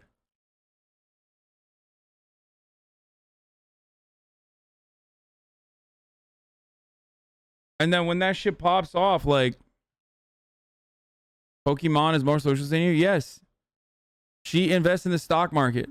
So obviously she's more socialist than me because socialism is when you don't see how much money someone is making. Your top donos of the month are not even impressive at all. Wait, where did you even get this? I don't even know how to find this information. Oh shit, dude. Really at the fucking cap those donos, man.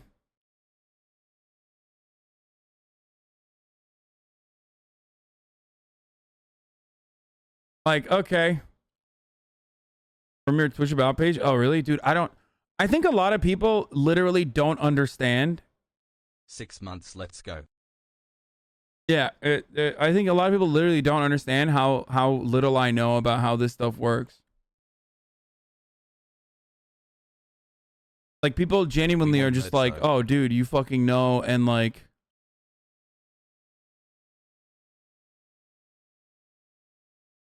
Hasan is profiting off socialism no better than a cheatee? But what you gonna do, eh? Greed be greed? What the fuck is a cheatee? I have kids and can't afford a home. This fucking dude's fakes being a socialist. Fact, this guy. 2.9 mil and not a dime out of my pocket. Commie my ass. Dis a fucking pointing. All this is greed right here, lads. Right here. HasanAbi's politics is a means of profit, not a means of progress. Greedy fucking disappointment. But hey, the fuck, dude, this dude is like literally just like just talking to himself. Following since December 18th, 2018, Rats. dude.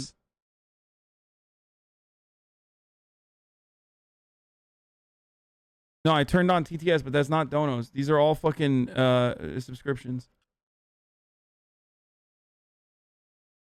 Greedy fucking disappointment. But what the fuck are you gonna do? Profiteers gonna be profiteers for life. The stream ain't much different from cheaties.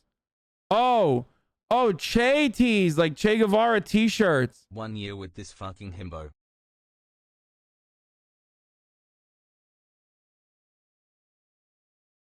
was like, what the fuck is a cheaty? I have 2 kids, can't afford home. This dude fakes being a socialist. Fuck this guy.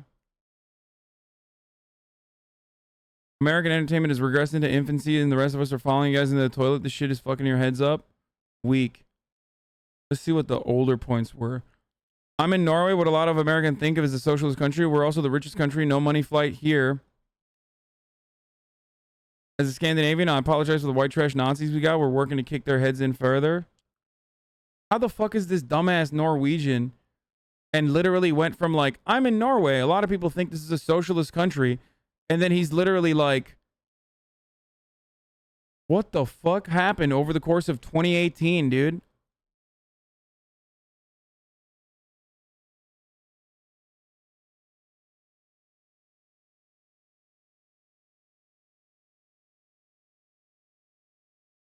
Legitimate marches behave now. Do as you're told. Get that message out. AKA change nothing.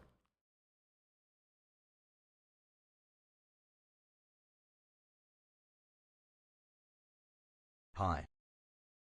I'm a real Northern European communist. You NA cooks have no fucking idea.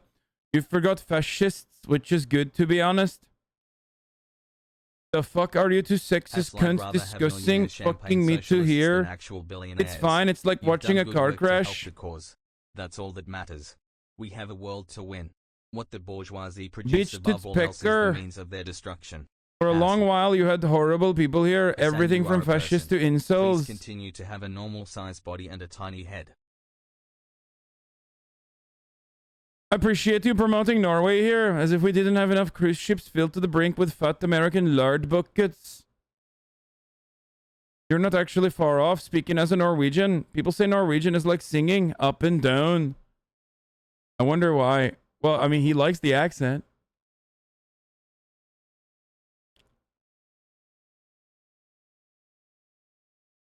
$200K streamer leaves the screen. Dude, I'm a Maoist, Marxist, Leninist. It's not CIA. It's you, Hasan. Class traitor. Wait, when? Oh, this is where he changed. I'm a Hassanist, Leninist. I'm like watching this dude fucking slowly but surely from 2018 onwards, like turn into someone who fucking despises me. Dumb American hobos don't know football or culture at all.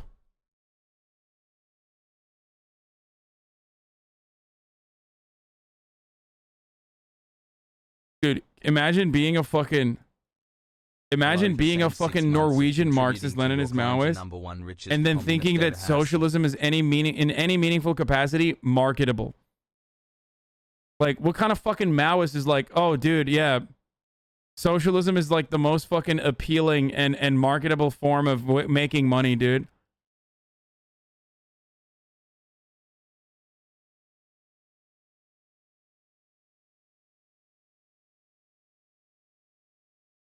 What do you taste like, you rich fuck? Ask your mom. She knows. At least what my dick tastes like. And my ass. Fucking got him, dude. Let's go. Oh my god. Oh, Not fuck, even dude. My Prime account. Here is Bezos money from my sister.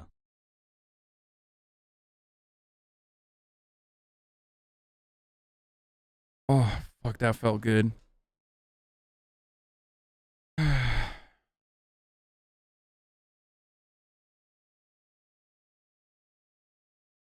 I can't even get mad at him because, you know, one, he's the only Maoist in Norway. And two, he likes my Norwegian accent. So.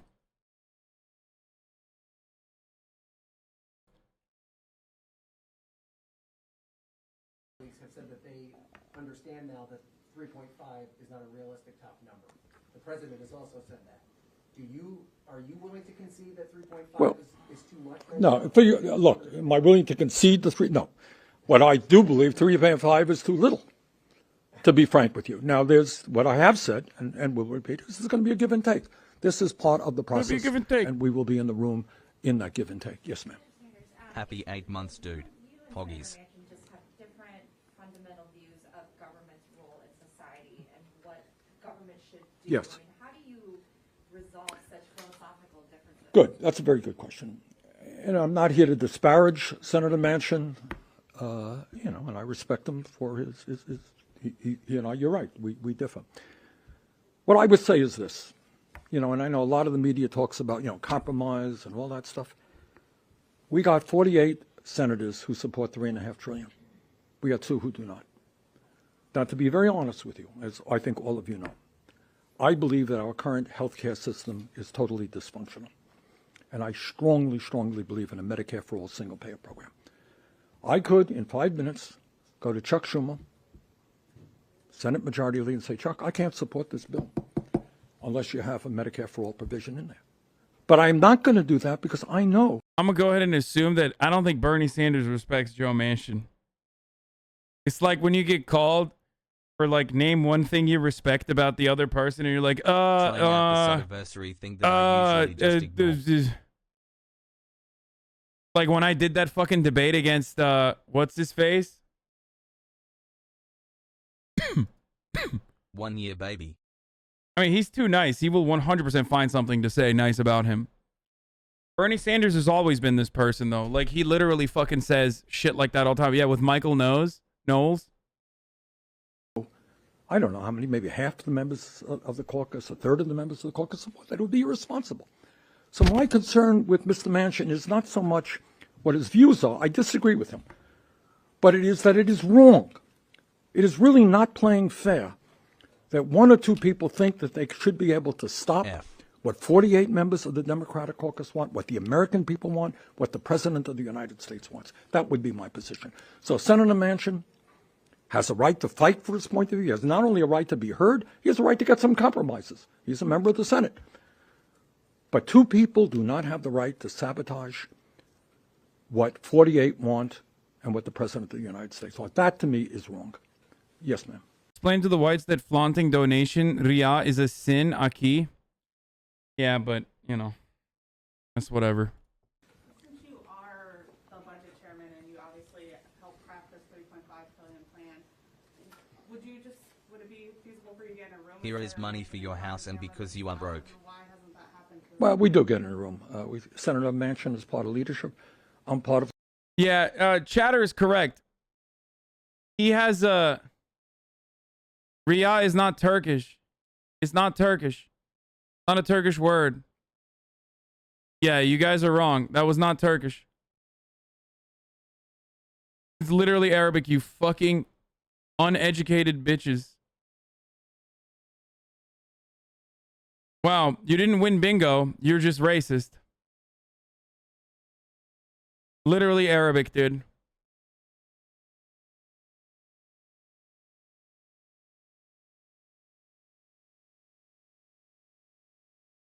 Joe Manchin is against the bill for very different reasons than Kristen Sinema, okay? I mean, ultimately, their goals are the same. It's to fucking explode the bill in its entirety. Joe Manchin is, and I can't believe I'm saying this, significantly more agreeable because he wants to maintain the presence of, like, being the reasonable centrist in the room, the moderate that is going to, you know, make the bill pay for itself or whatever the fuck.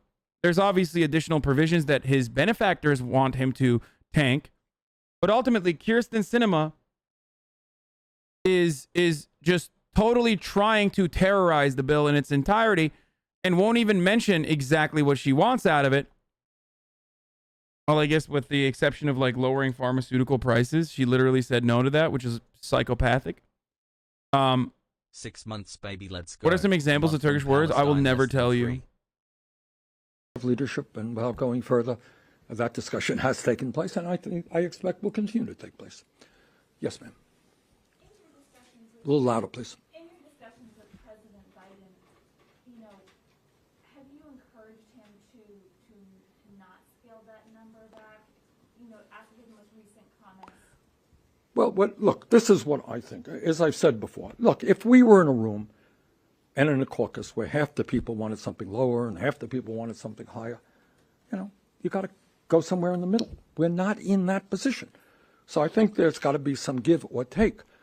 But to ask 48 people to go down to where 2 people want, that just seems to be unfair, not to mention when poll after poll shows where the American people want us to be is not where Mr. Manchin is. All right, maybe 1 or 2 questions. Yes, sir. Senator, when you listed off the measures that are popular that you seem to think Manchin is opposed to, Such your donkeys. understanding that Senator Manchin is calling for significant cuts to be pulled out of this, or is there still a conversation line about Well, that's a great question. Ask him.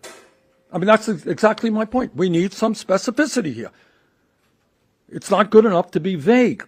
You want to cut child care? How much do you want to cut child care? You want to cut climate? Cut climate. How much do you want to do that? Tell us with some specificity what you want. All right, last question, ma'am. So you called out Senator Manchin. Would you also like to see specificity from Senator Sinema? Absolutely. Why do you call your mom by her first name so disrespectful? I don't. The word that I'm not going to say out loud, because it's technically a Turkish word, is not my mother's name. My mother's name is something different. Good try, though. That was close. Not as close as the top of the hour ad break, which comes at the top of every hour. Okay? Almost.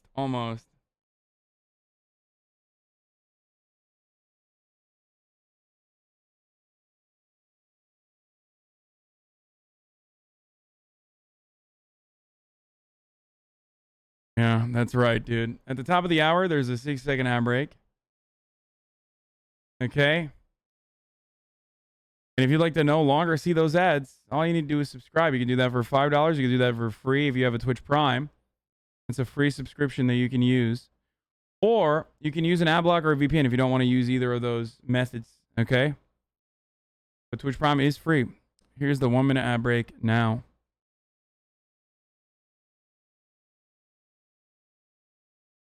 Absolutely. Senator, as I understand it, I'm not privy to everything here. In some cases, you guys know more than I do. But I don't think that's, I think Senator Sinema's position has been that she doesn't, quote unquote, negotiate publicly. And I don't know what that means. We don't know where she's coming from. What I have heard. Isn't it just saying Turkey already Turkish? Haven't you lost already? No, the Turkish word for Turkey is different. Sounds a lot like Turkey, but it's a different word. And I don't know if this is accurate. This is a problem. I have heard that she is opposed to having Medicare negotiate prescription drug prices with the pharmaceutical industry and lowering prescription drug prices. I have heard that she is opposed to asking the wealthy and large corporations to pay their fair share of taxes. That is what I have heard. Maybe I'm wrong. But I think to answer your question, yeah, I would love to see her in the same sense as Senator Manchin. Tell us what you want and don't want. Thanks very much.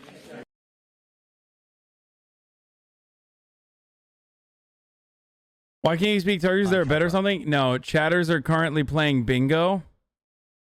And one of the last squares on bingo is me speaking Turkish. And I'm refusing to do so now because I know.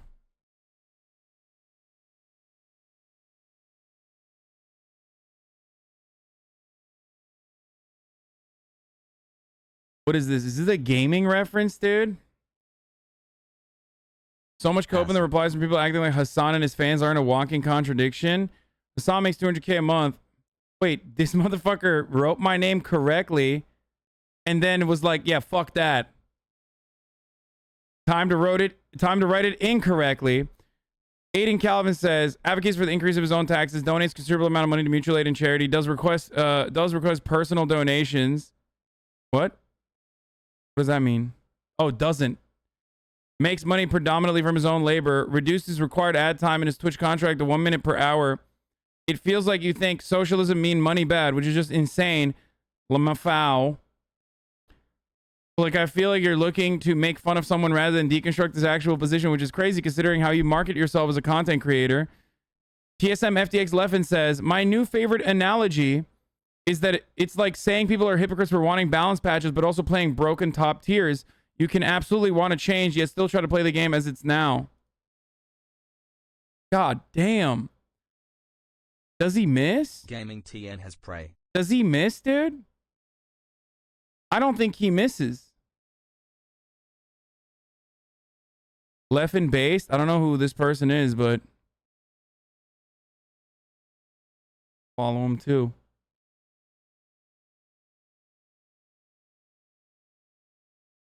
I thought you were vegan. Why is there a picture of him on Twitter eating yogurt? And no, yogurt is not Turkish. The Turkish word for it is a little bit different.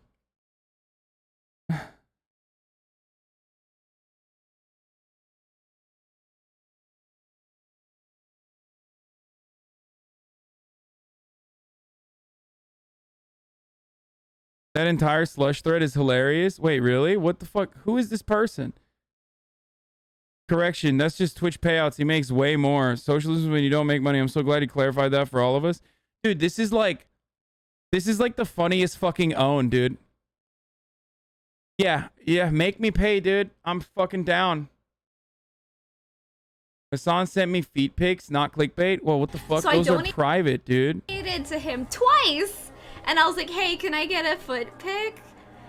I spent $8 asking this man for feet, and my donations never got read by the text-to-speech bot, and it never popped up on stream. And I was like, yo, what the heck? What happened? And I think he saw the video, and he sent me a DM and said, I can't believe I missed the dono. And I said, I donated twice. Oh my God, maybe it was delayed because you got so many. I'll try again. And he said, here's a sneak peek. And he sent me a sock pic. And since it's just a sock, I'm sure he's okay with me sharing it. It's not like his bare foot. So, okay, here.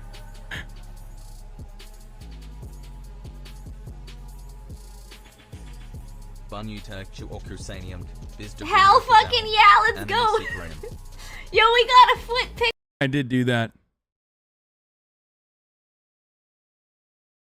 Shameless person? What? Shameless? First and foremost, folks. First and foremost. This girl asked you for feet pics? What, are you not going to send her feet pics? Like, what are you, fucking crazy? Socialism is actually antiquated as hell. You'd have to go back to 1998 to when Undertaker threw mankind off of hell in a I mean, cell, I'm sending her a fucking foot pic, you know? It's happening. Is this what Austin was talking about? Yes, yeah. When Austin was like, what are you doing? Are you looking at nudes? And he was lying.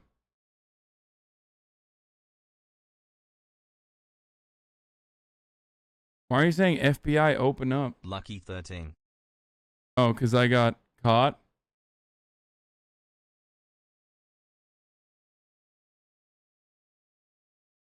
Yeah, I'm a dirty little slut, dude.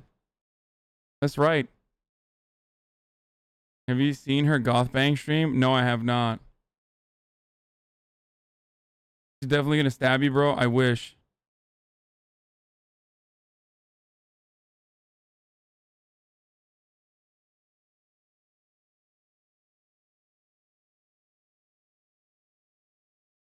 Watch. V equals RSSNLM301A. I know you are rich, but Dude, react everyone my is trying to very get me to hard speak bit. Turkish in the chat. I I know can't you read the love chat torches, anymore. But still. I can't, like, the worst is when motherfuckers write in, like, very obviously Google Translate. Like, dude, come on. You are a 24-month, 2-year subscriber. You should know better than doing a fucking ripoff from Google Translate. Okay? You should know better than that.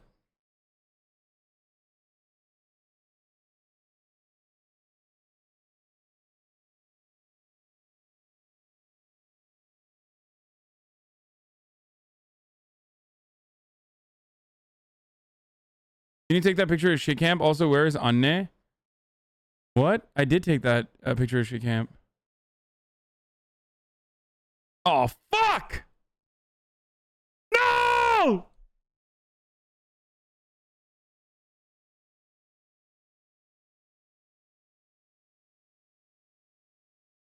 God damn it! Just one fucking term? That's it? That's bullshit, dude. That's I was holding off so hard.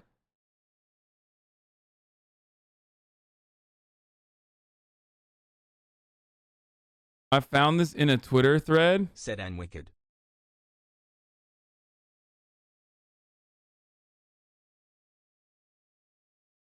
This is a joke, right? Come to KKTC raise. Like, someone didn't unironically post this, right?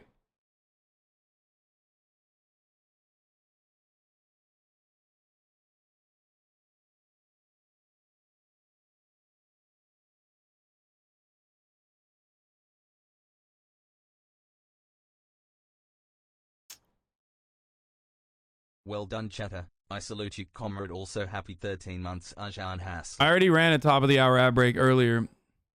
You can broke the bingo if you game. Yeah, I'm gonna game, don't worry. So I'm gonna break the fucking bingo.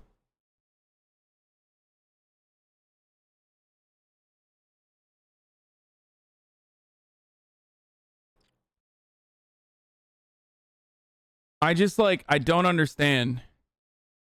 I don't understand how you can, like, put this forward, you know what I mean?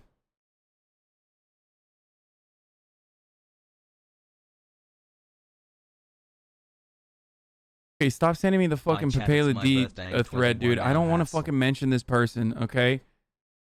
Like, motherfuckers are eating out here, okay? I don't want some of my fucking biggest, most deranged fucking haters to eat from this drama either. On top of everybody else.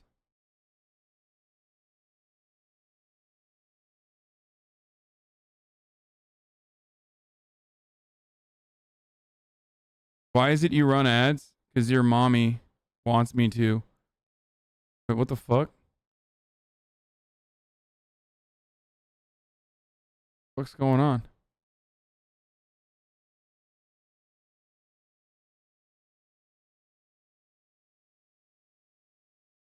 So much content has comfy. I just, like, bricked my fucking Google Chrome for a second. Okay. Was there a as well?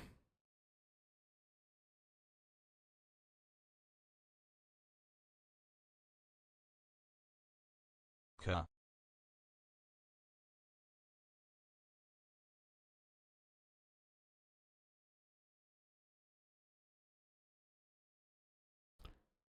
How do you have a 3 out of 5 on WikiFeet? Dude, I don't know. I myself just made some dollars with my 3. Do you provide financial advice for retirement for when I am 178? I'm having for some reason just turn your thing into auto. Okay? I'm not getting DDoS or anything like that. No. It does seem like I'm getting some errors specifically on this stream that other people, but just set it up on auto and you should be fine if you can hear me. We have a baby Hasan. He deserves a room in your house. Like,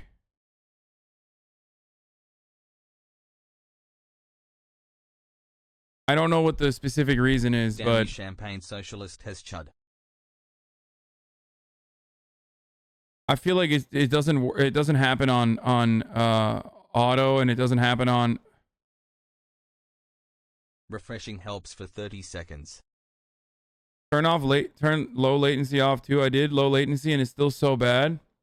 I don't have bitrate issues on my end. I'm just letting you guys know that I'm not like getting owned on my side. I'm just letting you know. Drama. Like periodically. No, I'm telling you, it's not on my end. It's not on the ISP side. It happens on auto? Okay, maybe. Me, brother. It's other streamers too, just not you. Well, the thing is, it could be any. It could literally be anything because what do you call it? It's fucking the source code is out, man. So they could be doing like super fucking targeted shit, I feel like. Or Twitch could be trying to fix the situation. 13 months. When will I be banned? On their end. So, I don't know what it is specifically, but... Very excited for gaming later. If chat caused this to prevent it, we will riot. I want to see the titty Jubilee video where HasanAbi chatter is in the fucking video. Happy 1 year, Mr. Trillionaire Hassel. Audio is worse than 720p. Audio is worse than 720p for me? Okay. Okay, there's a bunch of fucking weird shit that's probably going on. Dude, stop linking your own tweet that you got bingo. Okay, good job. Good job.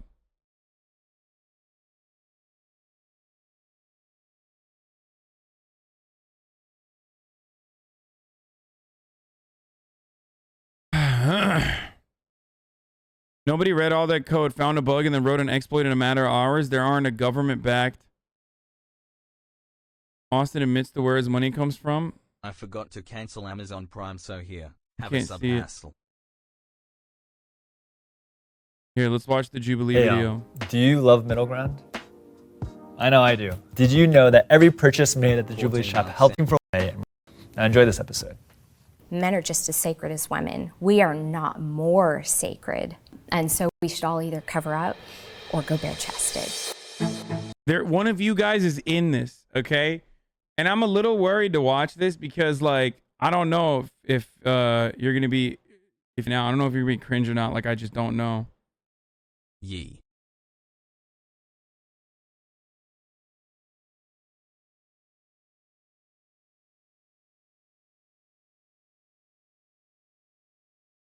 Team.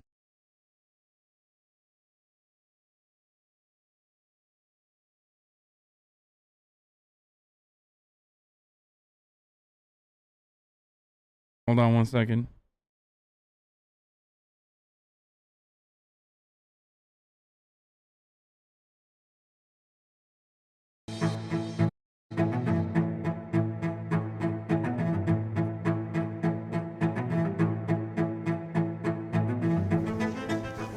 I'm pro free the nipple, and I think that covering up the nipple is outdated concepts. I want to ask the opposing side beyond a biological perspective. Dude, look at this. Oh my god.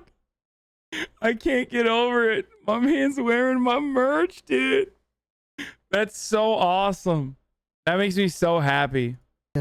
What is the major difference between a man and a woman's nipple that makes it so drastic?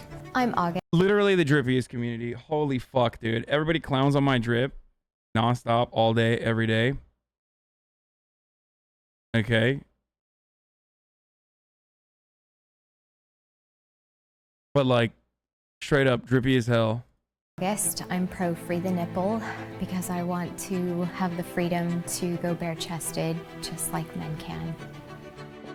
I'm anti-free the nipple movement because I think it adds to the objectification of women. I'm against this movement because I think that the answer to our problem of sexualization is more than just allowing women to be topless. Yo, why do Jubilee videos never have like 3 and 3 anymore? It's just like kind of weird. They used to have the balance and now they just don't. Allowed to be shirtless in public.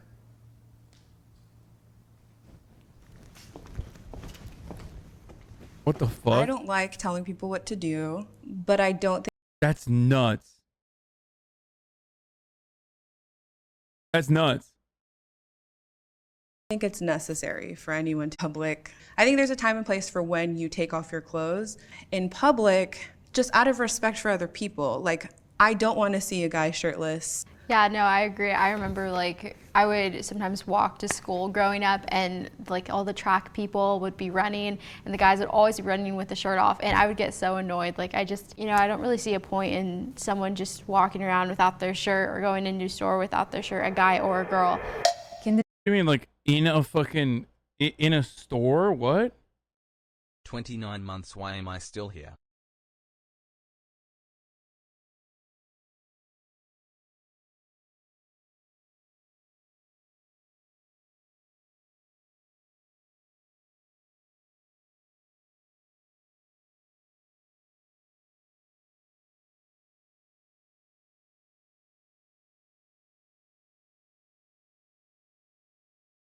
Even during exercise in the beach? Yeah, I just don't understand. Like, if it's a fucking hot day, if it's like a hot day, why can't you just like fucking take your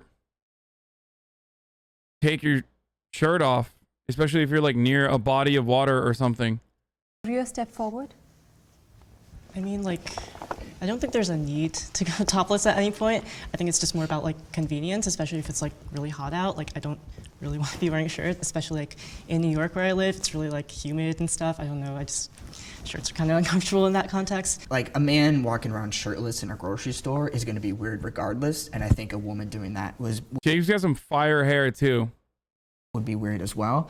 But if a man goes with a shirt off on a beach and a woman were to do that, I think that should both be fine. That does matter, but as a whole, even if we do change society to be more free in that aspect, the core of these issues isn't going to change because like in other countries, when they, you know, they have a different mindset than we do and the issues are still prevalent. Like the core of like how crappy humans are and be doesn't really change whether or not you allow people to be free or not. It will. I absolutely believe that it will.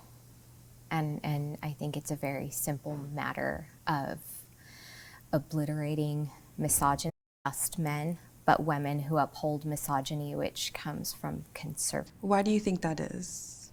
Like, what makes you think that having that freedom is the answer?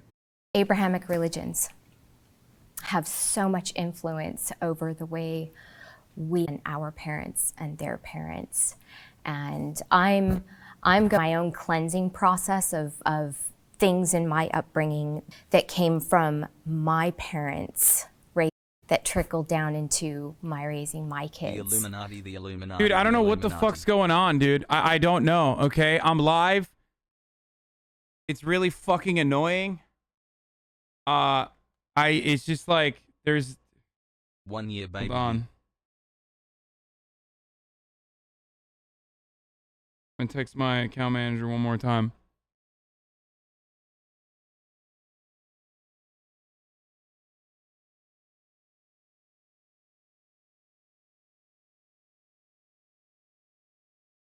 Just lower down your streaming. No, there's some shit going on. Why does the stream keep crashing? No, not on the ISP side.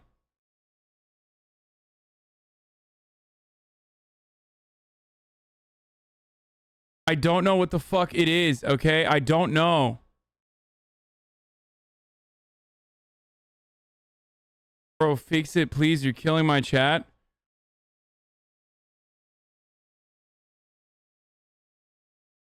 Dude, shut the fuck up about Riyah! Jesus Christ, this fucking idiot keeps like spamming the same shit. Absolutely harmful and disgusting and pathetic. Breasts are inherently sexual. Breasts are inherently, if the whole is inherently sexual, a shoulder, the tip of a nose, even eyelashes, everything can become erogenous. I totally agree with you of everything you said, but I think inherently they're not sexual. I do doula work, and so I care deeply about women's bodies and the nature of childbirth. Like when we're born, hopefully people don't sexualize babies, and actually when I work with— It's literally the most fucking annoying thing is when something is completely outside of my control, like completely. Motherfuckers are like in the chat ripping me, just like ripping me nonstop. I don't know if other Twitch streamers are not experiencing similar problems, chat. I don't know. Okay? I don't know if it's a LA-based thing, like in the past, like it has happened in the past. On my end, I'm literally looking at my information, and my bitrate is stable and high. Okay? It's incredibly frustrating to constantly fucking have to deal with people while I'm also, like, trying to figure out what the fuck the problem is. Dude, I hate it. parents, I make sure that they don't objectify their child. I'm like, this is your child, they're not yours to play with, they're not your doll, they're not your toy. They're their own person, and we should treat them with respect. I just don't think that inherently sexualize its society and people who have sexualized the body. Like, I was in dance for a long time, and I was like also in sports, so I just can't imagine like not being able to wear a sports bra when playing soccer. Like, I just feel like that'll just cause a lot of discomfort. When it comes to like running and stuff, I feel like it would be harder to do those things without a sports bra. Oh yeah, like, because you you're know. be bouncing Yeah, everywhere. like, But still, I mean, the answer isn't freeing the nipple and just letting everyone be liberated. I think the answer is that in your home, teach how to respect someone's body, how to respect themselves. And my mom might get mad at me for saying this, but like in my home, she was almost never dressed. She's super, super Christian. But at the same time, that should be in my home. I guess more as appearance-wise, if we're talking free the nipple, I don't see the difference. I mean, I'll be candid, I've seen both male and female nipples before in my life. Flag! And I couldn't really tell a difference. That's right, dude. That's a HasanAbi chatter. That's right. My man is seeing titties, bro. Let's go. Let's fucking go, dude.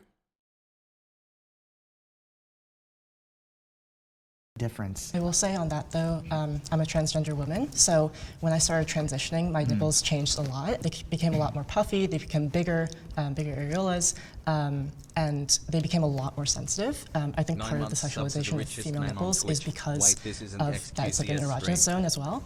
That's like one aspect of it. Right. So I will say like they are a bit different. I think that women's bodies are really sacred, and I don't feel like I need to take off my shirt to feel like equal to a man, if that makes sense, a biological male. but I think it goes beyond even being equal to a man, because we're now more than just men and women. I have a child who is recently identifying as non-binary, and just yesterday I met a biological woman who was, she's had her breasts removed. I am augmented and lopsided. I want all of us, including you, to be able to just be free. Men are just as sacred as women. We are not more sacred. And so we should all either cover up or go bare-chested. This movement will lead to more sexual. I don't think she's a TERF, dude. I think she just like fucked up. She literally just said, you know, my child is non-binary, dude. For the record, for people who don't understand, like, biological women is like a TERF term. But I think she's just like, instead of saying cis, said biological. Sup. She does look like kind of a TERF, but Sexual attacks against women.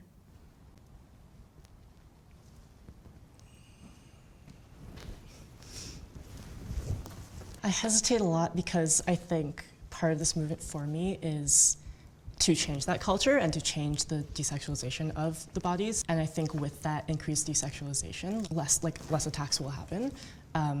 In New York, where I am, it's legal to be topless since 1992. So I take advantage of that quite often. But because of the sexualization of my nipples, I've been like harassed, been masturbated at, been like assaulted in other contexts. I'm not gonna be ignorant and say like that's not because of my nipples, but I'm also not gonna victim blame and say like I deserve that because I'm showing my breasts.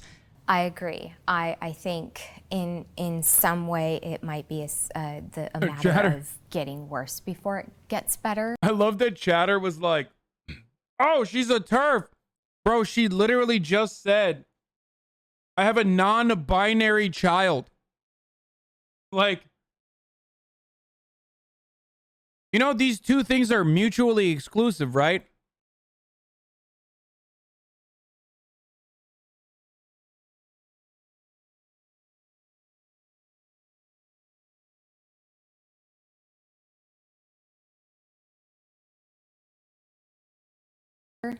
But we can't know that until we implement it more places. I have also been masturbated at by a neighbor. That's fucking He did it psychotic. twice. I would go out in my yard dressed from head to toe in what I call grubbies to do yard work. I was not looking cute. And yet my neighbor, he took a liking to it, a little too much of a liking. And so I lived in fear for a really long time. Oh, the other lady said it. Oh, okay, yeah, probably a TERF. That makes sense. Sorry about that. I was yelled at for breastfeeding also many, many years ago. And it shocked me and it made my infant cry. Yeah. And the man who got caught looking decided that he was mad that he got caught and said that I was disgusting and I was foul for showing my breasts in public. I disagreed because if a regular person is walking by and a woman's topless, I don't think that someone who is not intending to do that, I don't think they're gonna just change their mind and go and attack someone. But I just thought about all the women who have been assaulted, who've been like fully clothed. I definitely noticed that when I am topless in New York, it's like people pay attention to me more. So I guess like me having my nipples showing like is not going to lead to me being assaulted, but it will lead to like more people paying attention to me and attracting all people, including those bad people. We can't really say that anything more is going to happen because I think no matter what rules are in place, people are still going to be really horrible. But I do think it's going to take away the sacredness of the body. I'm curious as to what your response to me would be when I say like people paying attention to me more because I'm topless and perceived as a woman. Being topless does draw attention and takes away from someone really getting to focus on who you are as a person and what you're able to offer besides your body. And that's not to say that like in my past, like I definitely wore suggestive clothing or I would be intentional about how I dressed because I wanted certain attention. Did you guys see the Billie Eilish commercial when it was like a Calvin Klein commercial and she was like fully covered. I think she was wearing like a tracksuit and she talked about like objectifying and how she found it more empowering not to do like the stereotypical Calvin Klein. What the fuck? She literally has also talked about wanting to look sexy when she wants to look sexy.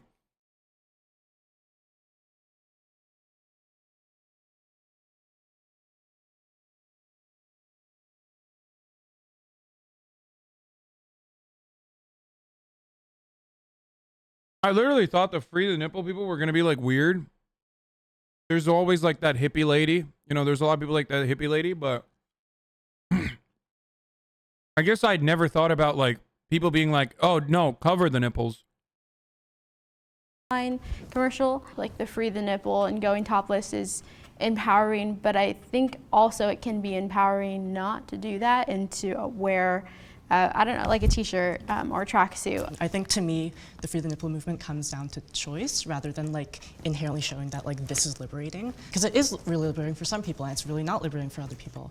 I like to look at things from a historical perspective.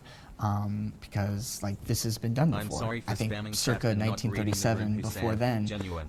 men couldn't even Yes. show their nipples in public. They would protest on the beaches, and they got arrested a bunch of times. It took a very long time until some judge was like, yeah, that's fine. And then here we are today. It hasn't even been quite 100 years since then. So I was born in 1976. So in my 45 years on this planet, all I know is that I have not been able to be bare-chested and have even been yelled at for breastfeeding, but men always have been able to. Children should not be exposed to nipples. Someone who maybe grew up in a household where no one. Dog, what the fuck? Children should not be exposed to nipples. I feel like she's getting increasingly more deranged, dude. But like, how do you breastfeed, dude? I mean, I guess that's a baby, not a child, but like,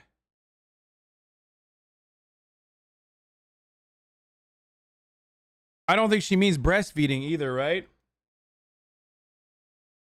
He's like one of those weirdos. It's like, actually, a child sucking on a breast is like a red flag for early childhood trauma. One walked around shirtless, and then someone walks around shirtless in public. I feel like that might create a really big shock factor for the kid, or it might make the kid feel uncomfortable.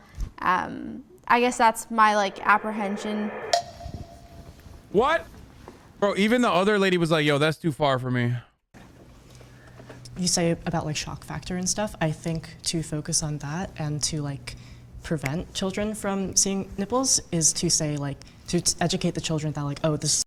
Bro, I got a serious question for this lady, but like, she knows kids have nipples, right?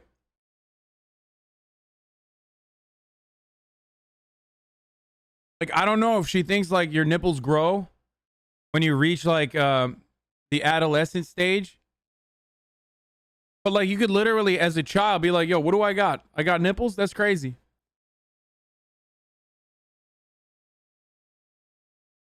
"10 months, 2 more BB."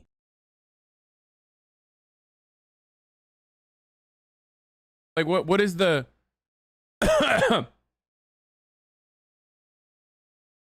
what's the situation there? Like,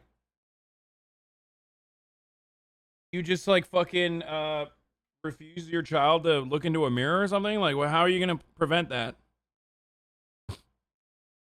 Something bad, this is something I should not look at, and that only just perpetuates the sexualization again, like of nipples, that I believe is not necessarily helpful. If a kid were to see like a nipple in public, it's like not the end of the world, and it's like actually helpful to like encourage that. And to me, like seeing a male nipple versus like a female nipple in public shouldn't make a difference about like how a child sees that.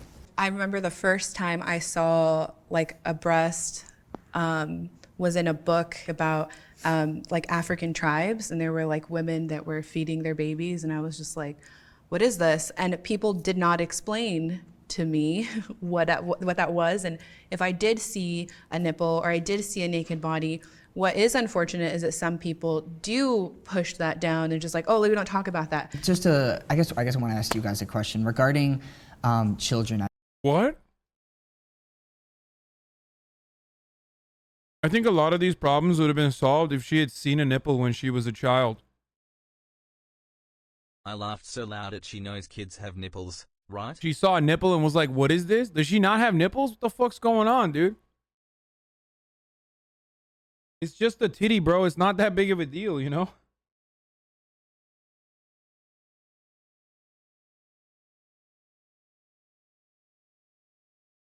I guess if we could find like some way to incorporate this free the nipple movement into sex education, especially at the elementary level, about consent and like what the body is, when it's okay to sexualize and when it's they're not gonna like that. It's probably not okay. How would you feel about that, I guess? I think sex education should be in the home. And I understand that some people don't have great parents. So from my private school experience, they did not talk about sex education in a healthy way. And so I think there is a problem. There does need to be developmentally appropriate. Bro, what the fuck does she know about healthy sex education? Bro, you're literally a product. Yo! A fucking tattoo artist saw your titties. I just realized she has a fucking titty tattoo. Oh my God. What is happening, dude?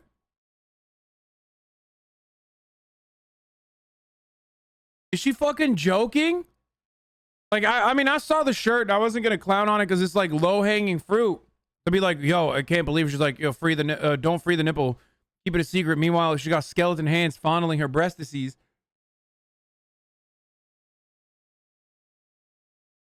But like, you literally have a titty tat, which by the way, I love those tattoos. I think they're so hot. I not saying that not saying anything about her. I'm just saying in general, I'm a fan of that titty tattoo. 8 months never gaming has Sag. But like, she literally has a titty tat, which means like at some point a tattoo artist was literally on her breast. Appropriate conversation, but I really believe that that should be up to the parent. Women's bodies are entitled to the same rights as men's bodies.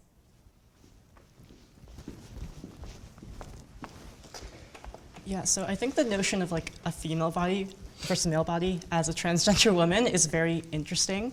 You know, for 18 years of my life, basically, I could take off my shirt and like be totally fine with that in the world. And I started hormones when I was in the closet, so I was like passing as male, and I had breasts, right? But I could still take my shirt off, and it's only once I started like being gendered as female that that wasn't the case.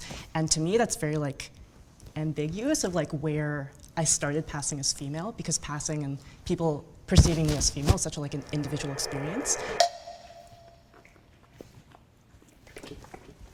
So I disagreed only because I don't like the wording of entitled. We're a very spoiled country. Yes, we should all have equal opportunity, but like, you know, no one's entitled to show anything or. This person keeps saying kids also have genitals, but we shouldn't expose them to adult genitals, you dingus.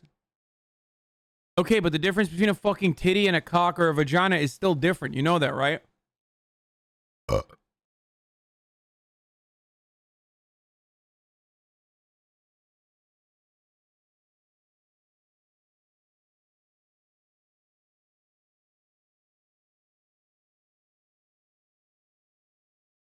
maybe you don't actually.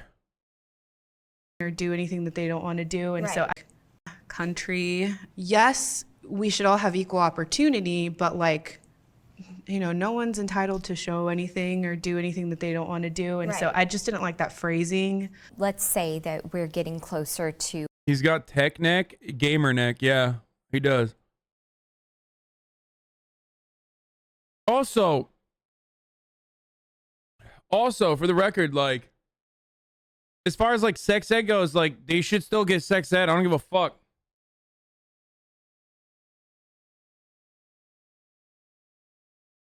To a point where seeing all people able to just walk around bare-chested, if that's going to be so weird that we go in the opposite direction and it's like, okay guys, you can't go shirtless anymore, imagine the shock. They're going to be like, no way, you can't do that to me. I've heard a lot in this conversation about stuff being fair, and the entitlement just really bothered me. Life isn't fair, society isn't fair, people aren't fair, but as a whole, I just don't think that the movement is. I love that. I love that. Because life isn't fair, so we shouldn't make it more fair is the funniest fucking thing you can say. Bro, yo, no one is saying life is fair, dude. Holy shit, I just checked and I have That's kind of the fucking point.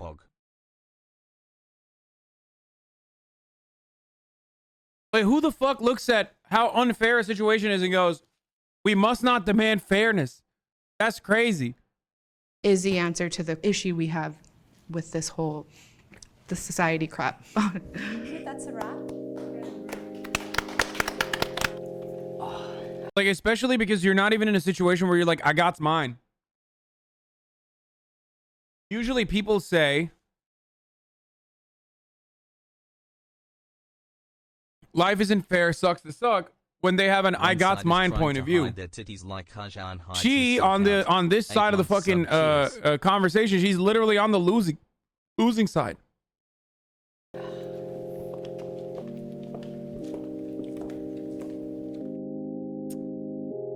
Can you stop the Italian of what?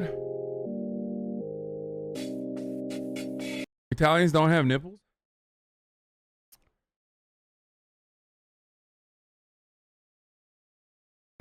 You wouldn't say that to a disabled person, a POC, or a queer person? What? Say what?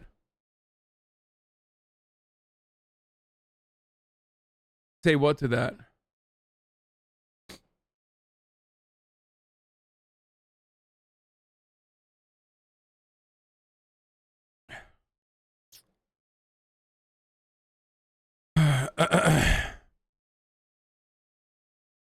New donkey. Way to go, Nintendo. Once again, you disrespect your core audience. Today, Nintendo, or should I say Scamtendo, announced the final Smash Bros. Character to be Sora from Kingdom Hearts 3. To longtime fans of the Smash Bros. Game, this is a slap in the face. I thought I told you not to put him in. Stupid Nintendo. When you put in Piranha Plant from Mario, I looked the other way. I said, okay, maybe they didn't have enough money this time. When you put in the Joker as a character, I didn't ask, why doesn't the character look like Joker that I love so much? I just said, okay, Nintendo is doing their own unique twist on an iconic character. Then you have the balls, the fucking brass balls, to bring in Dragon Quest, and it's not Booga as a character. It's not Sylvando. It's not the blue slime. It's not the dragon from Dragon Quest. It's the protagonist of Dragon Quest, a character that does not even have an official name. This is when I realized that Nintendo did not care about their longtime fans. In a desperation attempt, Banjo-Kazooie is announced. They didn't even have the rights to him yet. Finally, a fucking video game character is in Smash Brothers. But then it goes to their heads. Who's next? Byleth. Someone in the chat just said, my son is begging for this stupid DLC. Good luck.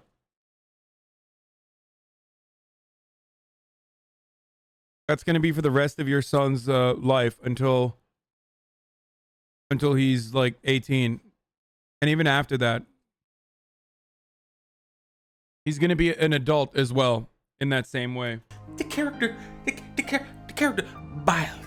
I still haven't recovered from this. With that one, Nintendo said bye-bye to any sense of self-respect. Byleth, a created character from a game that released 7 days ago? What's next? Are we gonna add my custom character from Tony Hawk's Underground? Fucking disgraceful. How did they redeem themselves? They put Min Min from a game that nobody has ever played. When this happened, I said to myself, well, looks like Nintendo was putting in the minimal amount of effort into these character selections, am I right or am I right? At this point, my respect for Nintendo was at the lowest it has ever been. To add insult onto injury, Minecraft Steve is announced as a character. Fucking Minecraft, a children's video game for babies. Smash Brothers is a rated T game for brutal violence. Children cannot play this game, Nintendo. So once again, you've wasted another one of my character slots with your bullshit. But none of these terrible characters. This is why the fighting game community does not respect Smash. Because they have baby characters for babies. Could have ever prepared me for what came next. Pyra from the disgraced pedophile baiting video game Xenoblade 2, a game where you play as a depraved sexual predator Furby who runs around enslaving hundreds of young women. This is what you think is acceptable to have in your fighting game aimed at toddlers who play Minecraft, Nintendo? Wait, what the fuck? With this pick, Nintendo lost all respect. Thus begins a dark era for Smash Brothers. Years go by and nobody has touched the game. Then, breaking news, every Smash Brothers player is arrested for being a rapist. Sakurai's back is against the wall. He has no way out, until he says, Tekken in Smash. Now this is where I gained a lot of respect for Nintendo. Finally, I can play as my favorite character, Kuma from the Tekken series. Oh wait, it's not Kuma. It's not Paul Phoenix. It's not King. It's not Gon. It's not even Heihachi. It's fucking Kazuya. And this is where I lost all respect for Nintendo for the 100th time this week. Then it is revealed that the next character will be the final DLC character added to the game. With this news, I am now haunted by the wasted slots. Memories of forgotten characters are launched to the forefront of my mind. Because of your poor decisions, Nintendo, we'll never see a real fighting game with Rayman as a playable character. We'll never see Gex tell Wario a joke about Val Kilmer's house. We'll never see Donkey Kong versus Knack, Master Chief versus Solid Snake, Crash Bandicoot versus Captain Falcon. All of these dreams will die in the rain like a fucking idiot. So, how does Nintendo make amends for all of its crimes against us? By announcing Sora from the failed video game Kingdom Hearts 300 million divided by 83.2 weeks, Remind. And with this announcement, I was reminded why I've lost all respect for Nintendo. Mark my words, Sakurai, I will never, ever play fucking stupid Super Smash Brothers again. I'm switching to the SpongeBob fighting game. Is that good? I don't have the meat sweats. It's just that the food was really spicy.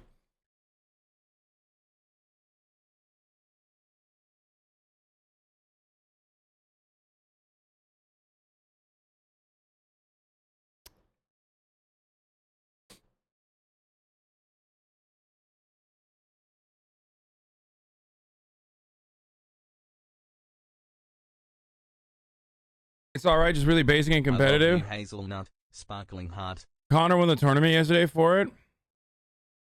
Wait, what's the Xenoblade video? Like, what? Ooh, what? What? This is incredible. This, oh my god. Oh my god, this is incredible. Holy shit. Ooh. Oh. And ruined. Why? Why? Why are her boobs bigger than her head? You can't make the character look stupider than that if you tried. You can't. Oh my god! Is that a joke? They actually made the characters like that, dude? What the fuck? Japanese people, what the fuck is wrong? Alright, I finally get to play the game. Here we go, baby. Oh, tutorial. Okay, so you earn WP and SP. WP, that stands for weapon points. That levels up your skill and your arts. SP, that's skill points. So you go to the character menu. Now I get to play the game. Oh, tutorial. This is really important. Okay, there's 3 ways to modify your weapons with the core, and you gotta go to setup, type in, put in the right core chip. Okay, so you can spend WP, that's your weapon points, to enhance your arts, and then you gotta go into the affinity chart and spend your SP on different talents for your talent tree, and then you gotta plug in the right core chip into your blade. Of course, this is just one of 14 steps. Bro, fan service goes off, dude. Is this the one people call DUNKEY racist for not liking? To modify your weapon. But hold the phone. None of that applies to this guy. Because it's a robot, of course you can't go around, modifying it the normal way. You have to make microchips using a crystal, okay? It's just... Whew, okay. Dude, every game is Zelda.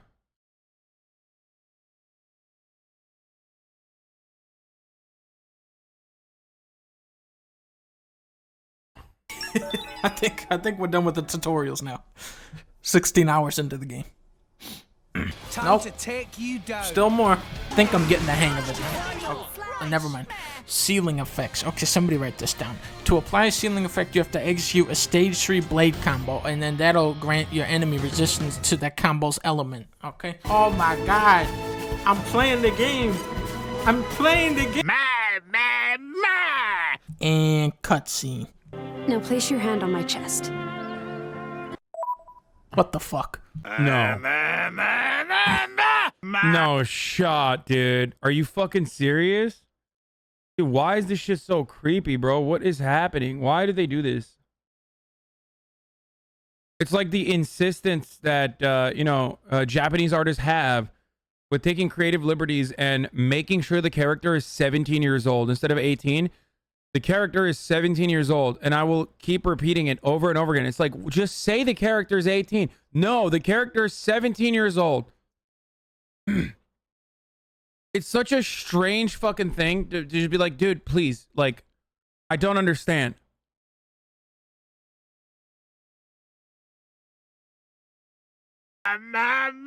Great voice acting. That's Morag, the Flamebringer, the most powerful driver in the Empire, and wielder of Bridget, the most powerful blade. So together they're like ultra powerful. I hate you! Let's show them a thing or three. How are you gonna fight the most powerful guy in the universe? You can't even beat the level 5 bunny outside of the starting town. Cause you suck so much ass. What the fuck? I'm winning? I'm beating her! What? I just beat the most powerful guy in the universe! Aw, damn. You see what she did there? She pulled the old losing the game, winning the cutscene anyway trick.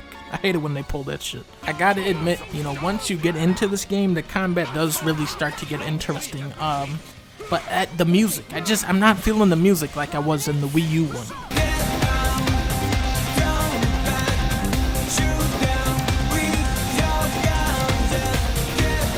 What? This is a joke, right? This is a different game, right? Was this actually the fucking game? Pogu. No shot.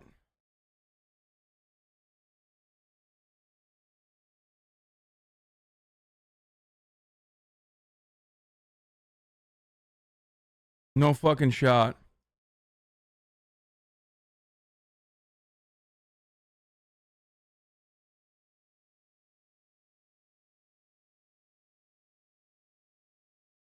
There is a tutorial in the final boss of this game for like 1,200 hours hassle. This is why China banned video games?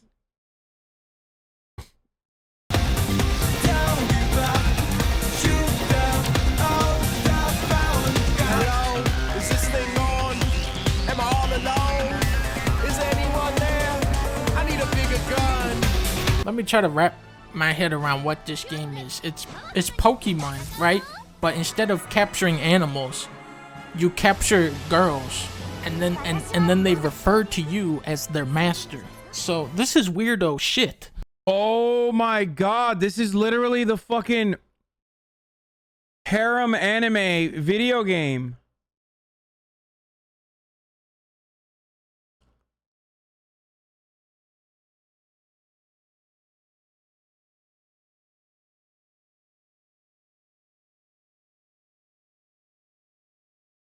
Hassle. Wakey, wakey! Tora's very own blade! Oh, Bobby! How may I be of service, Master? Wait a minute! Oh, forget you see that! Tora must change the settings! Why? Why does the Furby that talks like Jar Jar Binks have a sex slave robot? Why did you make that? Better question. Game of the year. He's a racist. I'm convinced. Game of the year, Donkey's a racist, plus you're white, plus ratio, plus you fell off. Why is there a level 80 guy in the baby starting area and you can just aggro him from anywhere on the map? Oh, there he is now. Hey! Why here? Hey, that's a good question. Why are you here? Hello? Is this game on? Am I all alone? Oops. Or is there a That wasn't level supposed to 75 dinosaur here in this baby starting area? Darn. Why here? I need a bigger gun. I'm beating something. I'm beating the other guy up. I'm beating him in the game. I killed him. What the fuck? What's the point? What's the point of beating anybody? They just kill you in the cutscene anyway, regardless, every single time. Let's show them a thing or three. I like your attitude. Thank you. I like your attitude. I like your attitude. You already said that. Let's show them a thing or three. I like your attitude. What is that accent in that fucking... I mean, what is going on there? I like your attitude. I like your attitude.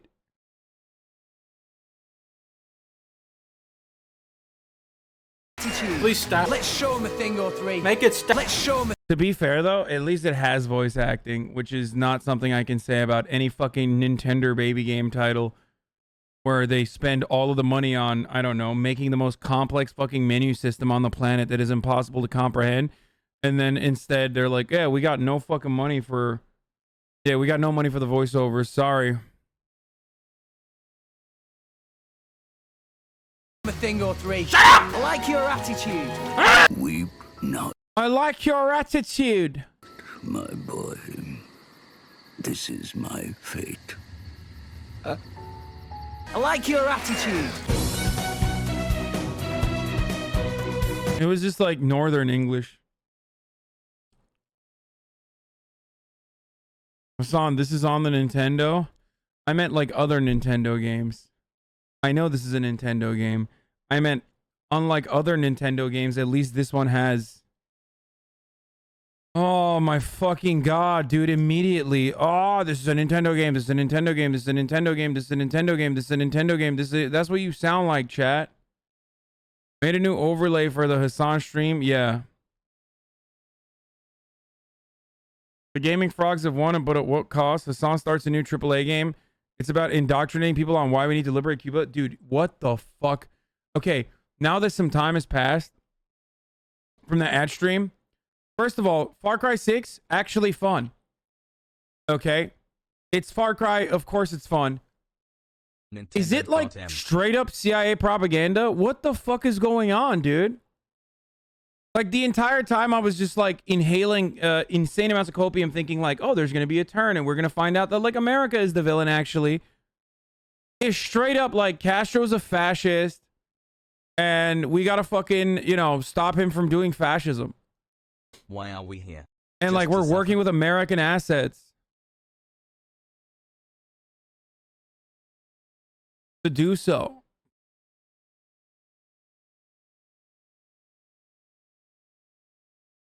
And of course, not only is it not Castro, it's Castillo, and it's not Cuba, it's Yara.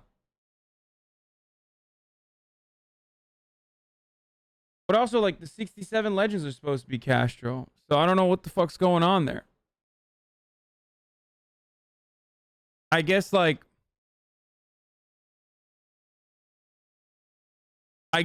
what is going on there is that, like, maybe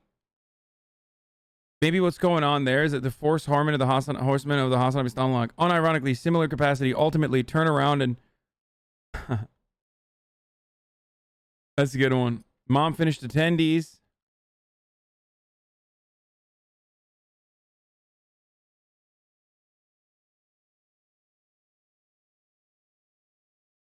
They said they based them off Castro and Hitler.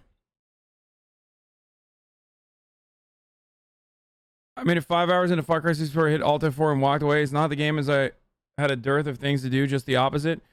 I had made it to a major outpost in the western expanse of Yara, a Caribbean island that's thinly veiled standard for Cuba, when I was confronted by the new set of systems and upgrade paths. I need to collect loot and crafting materials to upgrade the camp to make it easier to collect loot and crafting materials so I could also send lieutenants on errands to gather loot. It felt like an exhausting chore list. I needed gasoline and metal to construct the buildings. Constructing these buildings would unlock new systems, including a cantina. Oh shit, I didn't get to see that part, dude. Over the weekend, I attempted to go back a few times and never made it past this camp and list of activities. It's not worse than past games. It's very much the same, and that's the problem. It was fun when I did the first time in Far Cry 3 when it came out in 2012. Okay. Between these outposts. Okay, but I don't care about this stuff. That's just Far Cry. If you like it, you like it. If you don't, you don't. I want to know about like what they think about the politics of it. The additions of the formula don't do any game favors. Far Cry is leading into Ubisoft's burgeoning live service model. Character progression is tied to loot. Oh no.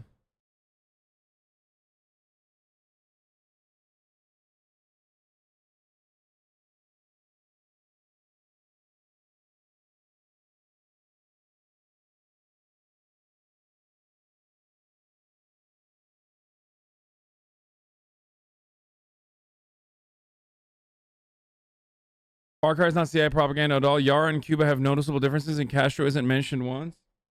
Yeah, it's not.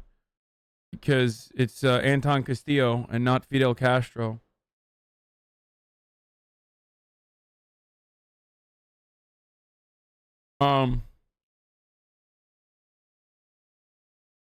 Did you ever play Ghost of Tsushima? Yeah, I loved it. No, I looked it up. It's inspired by the communist revolutionaries. Far Cry writer. Yeah, our game is political. Wait, a story about a modern revolution must be, says narrative director whose family fled one in real life. Wait, what?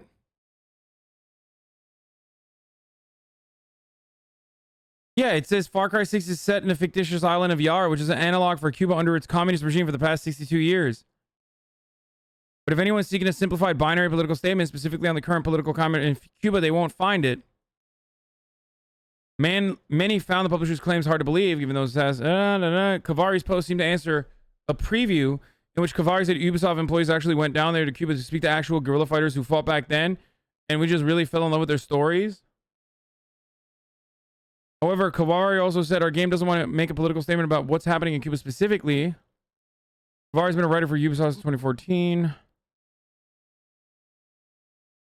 His family led Iran's 1979 revolution for Canada, where he grew up and went to university. I'm a family that has endured the consequences of revolution. I have debated revolution over the dinner table my entire life. I can only speak for myself, but it's a complex subject that should be boiled down to one quote.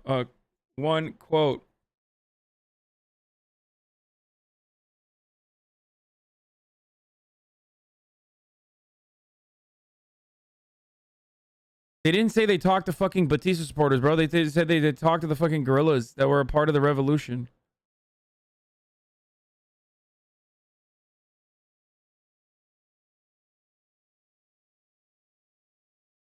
Dude, you literally just don't understand the game story because you don't pay attention. Anton Castillo never led a revolution. He was elected in the power many years after his father was overthrown in the 67 revolution. So, yeah, I think Anton Castillo... So that's what I was thinking. I think Castillo basically is like Batista's son.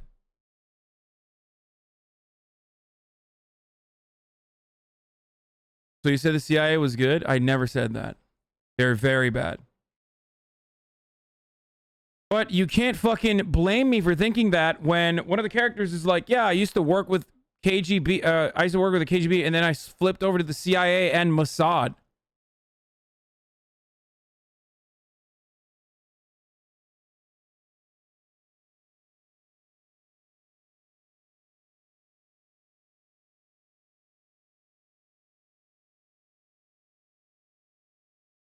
Especially when the main character so far is like, I love doing regime change and war crimes.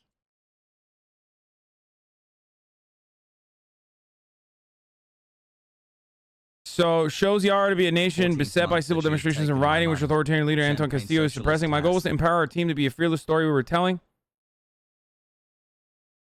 Lead designer said Toronto team visited Cuba to study the country as a model for Yara. In an interview, Gravel spoke more about the culture of the nation that's been cut off economically by superpower nations.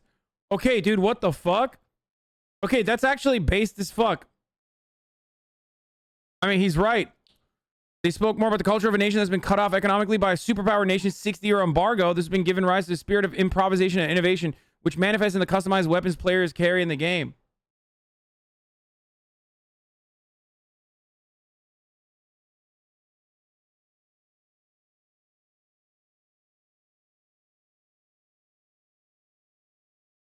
Far Cry will have hard, relevant discussions about the conditions that led to the rise of fascism in a nation, the cost of imperialism, forced labor, and the need for free and fair elections, LGBTQ rights, etc. That's not what the trailers made it look like. Yeah, I just thought that it was going to be like fucking, you know what? Fuck it. Let's do it. I'm actually excited to fucking play this game. I don't give a fuck about the haters. Fuck the haters. It was a lot of fun when I played it yesterday, and I want to keep playing it. Okay, so I'm gonna do that right now. Yeah, that's right. This is not a no gaming stream today. So sucks to suck for all of the fucking bingo boys that they're unironically not going to be able to finish their dummy bingo game because I'm fucking gaming. Yeah. Gaming 2 days in a fucking row. Nice. Wasn't Castro literally an evil dictator who did a lot of evil shit? No, dude. What the fuck? No, motherfucker. No. Like, every leader does, inevitably, every leader does fucked up shit. Okay? And of course, Fidel Castro is not free from that. However, that does not fucking mean that he's like an evil, brutal fucking dictator or anything like that. Abi less than 3. Ultimately, in Cuba, yes, there are free speech restrictions, okay? Of course. And there are numerous other restrictions. There are economic hardships. And nearly all of that, and I mean every single part of that, is directly a consequence of having the world's largest imperialist power openly fucking wage war against a tiny fucking island nation, dude. What do you think, dude? You're a fucking tiny ass island nation that used to be a sugar plantation and a hub for casinos for the American mafia. And then the American government literally backed the Batista regime, which was a brutal dictatorship that enslaved your people.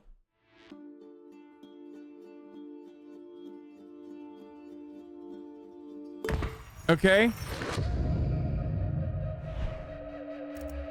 Like, what do you expect? Of course they have fucking insane restrictions. America has had insane restrictions during times of war. Cuba, unfortunately, has never existed in a time without war. What are you feeding that fucking thing? You, motherfucker, you. That's right, dude. What are you feeding that fucking thing? So, that's my take for the chatters who are wondering what my take is. Game time poggies. Hola, guerrilla. Time for a test drive of that Supremo. Now, if things get too heavy with the soldados, just pull the trigger. But one tiny thing you should know. Uh-huh. The Supremos are in an experiment phase. They need time to breathe after you use them, so they don't overload and kill you. Could have told me before I... Just let that Supremo feed off them. What? You'll get it, Danny. You'll get it. I'm here to learn and have fun. All I know Their powerful device is built by Juan that offers unique abilities. for answering the question and educating. That's good shit, dude. Meet Julio. He's meeting at Perez. Hassle.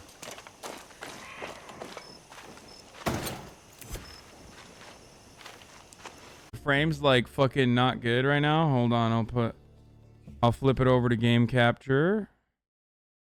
Time. And then also, it is top of the fucking hour, so I'm gonna run a 60-second ad break here. Okay, the stuttering is, you know, it's gonna happen a little bit. It's gonna fix itself. Here's the 1 minute ad break now. Okay. Yeah, I switched it over to game capture. The Texas abortion ban has been lifted, by the way. Texas to suspend the nation's most restrictive abortion ban, which banned most abortions statewide. This is according to White House reporter of the Associated Press, Zeke Miller. Slam. This is literally breaking news. Like, this happened 5 minutes ago. This proves the issue is on your end because the stuttering increased when you started to get... Bro, how the fuck can it be on my end, dude? The bit rate is fine. I'm looking at like... More money to get you to the top 10. People just love saying...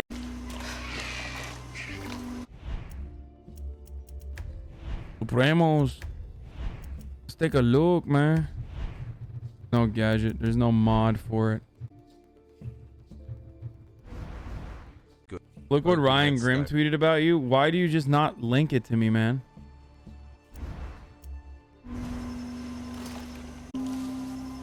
Play a big simulator when?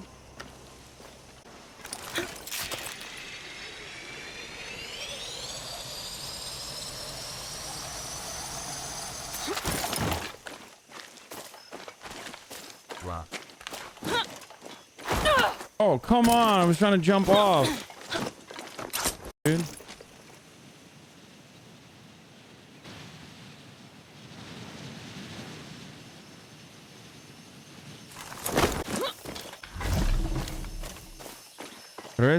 Didn't think you'd show. Top of the hour every hour. It's time for a 60 seconds ad break. Wait, I'm not going to bullshit you. Hold on. Is it really laggy?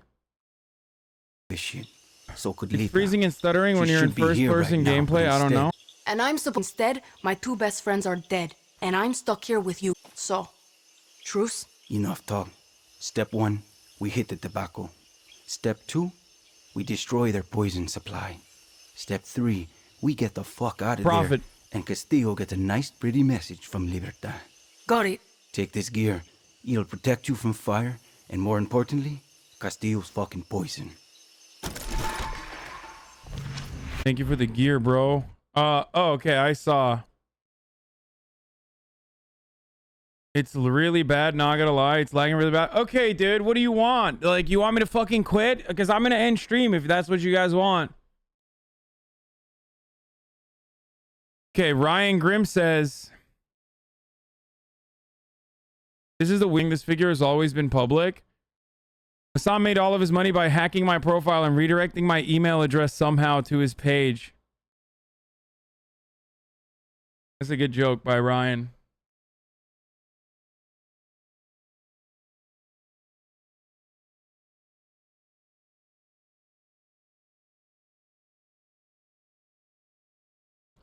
Dude, I swear to God. Swear to fucking God, I think people just like despise me playing video games. They literally are just like, dude, it's actually fucked up. It's actually fucked up. Game. Like, there's motherfuckers in here who are like, oh, there's a strong earthquake on. It killed at least 11. It's like, motherfucker, when have I literally been like, oh, I guess I should cover a fucking earthquake in Pakistan at fucking 6 p.m.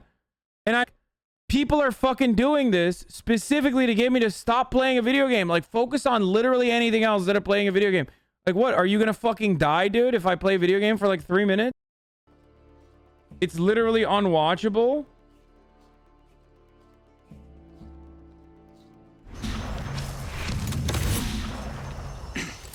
Like, a massive hack just occurred. I would suspect that it's not my fucking thing. It's like probably because of the hack. Oh, that's a cool ass handmade fucking gas mask.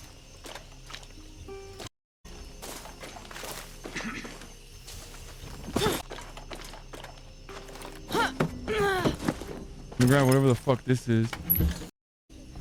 Hold up, homie. I'm fucking grabbing shit.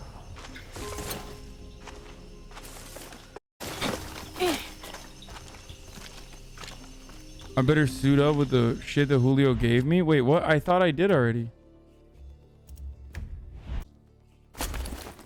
Oh.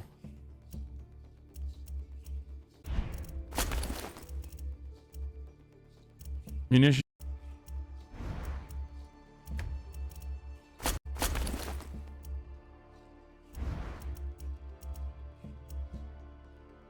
Do I have a new gun? The tostador. Tostador. Using the right protection will keep you alive. Bro, why is this dude wearing nothing but fucking puka shells or whatever? Like, homie, how are you gonna take over? Just wearing the fucking shells? Listen, Julio. Lita was like a sister to me.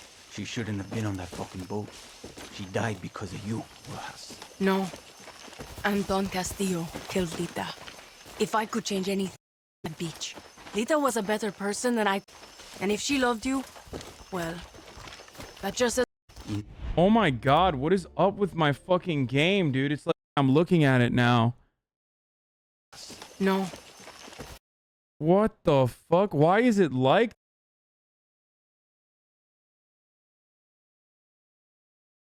I don't know, chat. I don't know what the fuck the problem is. I'm gonna be honest with you. Oh...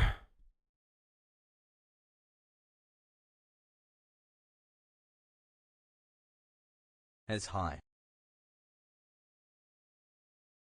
Bro, it doesn't show up. You guys want to help me troubleshoot? Here's the problem. My game, not slow. And I'm looking at my preview screen on the side. On OBS, when there's frame drops, it'll show the frame drops. Okay? OBS has a way to tell you if the bit rate is low and there's a technical difficulty, OBS will tell you like there's a frame drop. For example, if the encoder overloaded okay? And the GPU can't fuck and also play the game at the same time. What often is that I'll turn around and on the preview screen, it's like super laggy. Okay? That is happening right now here, and it's only on the complete back end. Fucking Twitch compression. As flex.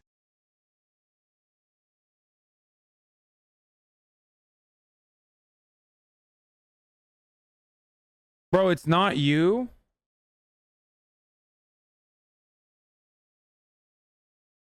I mean, it doesn't seem like there's a big outage in Los Angeles, dude. I don't know. Oh, 14 hours ago, people are saying there was a network error. Please.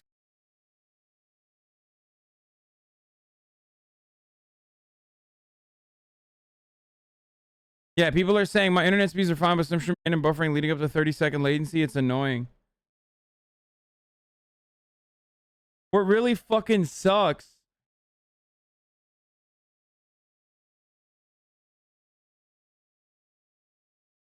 in this situation is that Midstream isn't messing up. I don't know, man. I don't fucking know. And I have no way of knowing. And I feel like the fucking the bond of trust has like been defiled. Like I legit don't know if I can trust my people at Twitch when I'm like, what the fuck is going on with the stream? It's like fucked up. I don't know if when they say like there's nothing on our end, it's probably a problem on your end. I'm like, okay, well I don't even fucking know if it's a problem on my end. Money, long live socialism.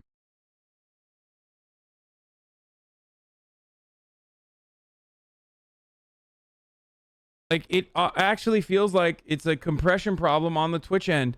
My bitrate is fucking stable.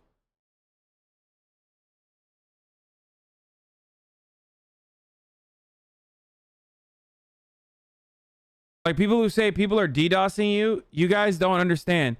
If you are literally the recipient of a DDoS, your computer doesn't work. Like your internet doesn't work at all. My bitrate would fucking tank.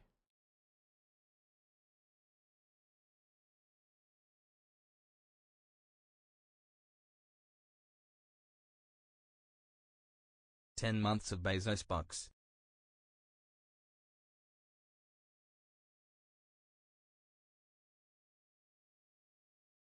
No, I can't. Your PC is just out of date. Shut the fuck up. Hi Hasan, how are you?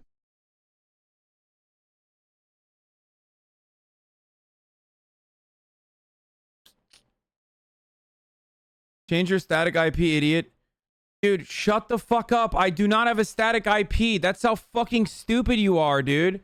I literally don't have a static IP. Like, this is what I'm saying. You don't know anything. Like, you just don't know.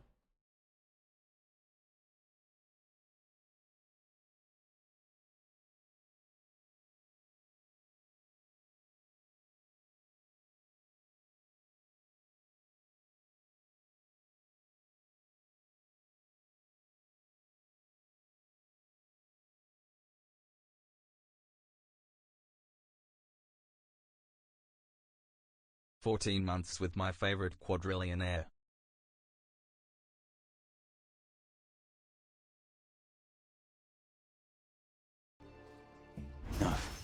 Chat unironically does make stream fucking unwatchable sometimes. This is one of those instances. Like it makes it so hard for me to stream. Its real name is PG-240, but we call it the poison because it fucks up your system. Try not to breathe it or get it on your skin. It can make you go fucking crazy or sick, like deep down sick. Bro, my fucking stream is like delayed by 35 minutes, I feel like, on the streamer side. Hold up.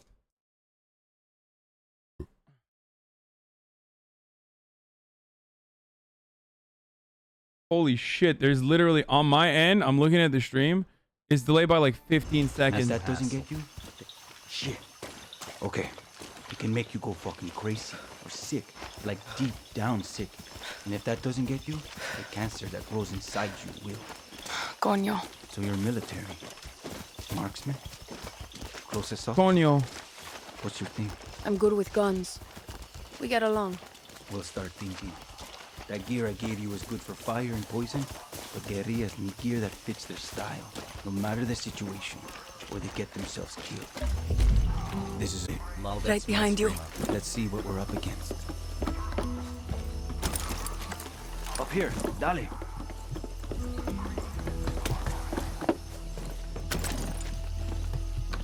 Type 1.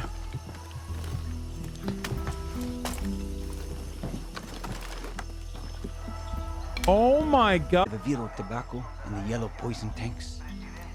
Oh my god, there's a huge delay. Punch holes in the tank to the air. Fun fact, poison and fire make a hell of a mix.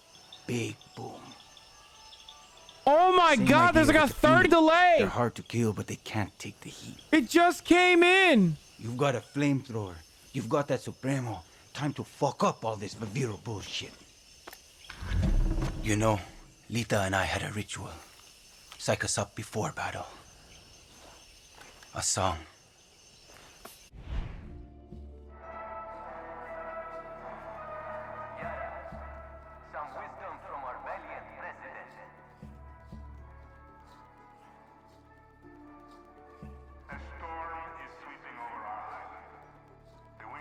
I chat love you all. Hassle, can my stream stop bugging out? I just got here.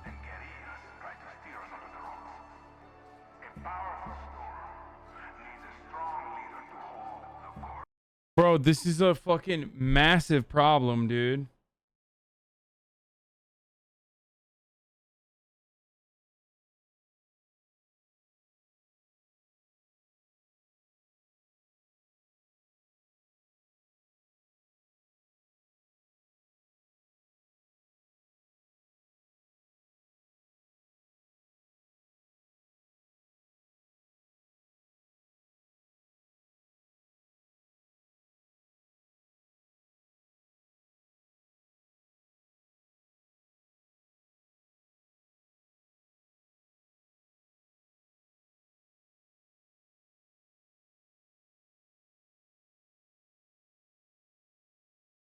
Have you tried tweeting at Twitch? No, I'm literally texting Twitch, okay? I'm texting Twitch.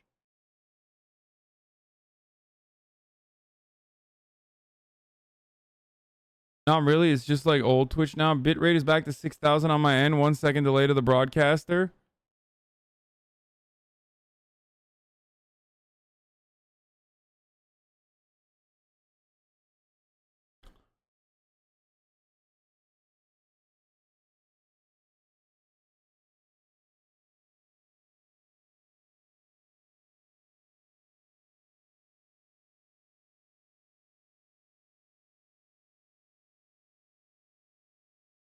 Bro, Paul Joseph Watson is so desperate for a fucking crumb of clout, dude. It's kind of sad. Okay, I can't do this right now. I'm sorry. It's literally fucking broken, dude. This is why people leave when you choose the gaming route. Motherfucker, this is no one's fault. This is not my fault, dude. I'm done for the day. I can't fucking do this.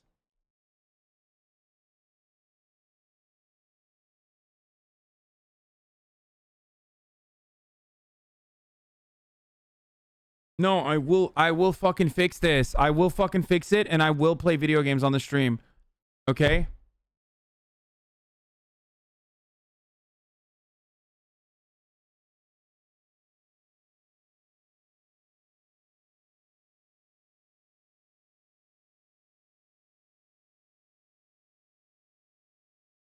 It's incredible how fucking annoying it is. I did play games, so fuck you to the bingo people who were like, no gaming. I played a fucking video game. But it's literally murdering me right now.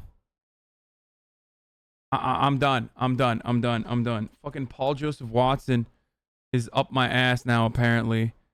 Looking I love for... you, Hasan. Keep your head up, King Looking Hass. desperately for a fucking crumb. Just a crumb. Any kind of crumb of fucking clout. What a pathetic fucking loser this guy is. Love you. Look at this. Look at this shit. You're a fake carpetbagger who pretends to be working class while being a fraudulent twat living in a fucking mansion. Like, I don't fucking say I'm working class, dude. I mean, working class in a Marxist sense, yes. I don't own fucking capital. I am technically a worker. It's a unique predicament considering that it's not like, you know, I work for myself. I don't own all the means of production.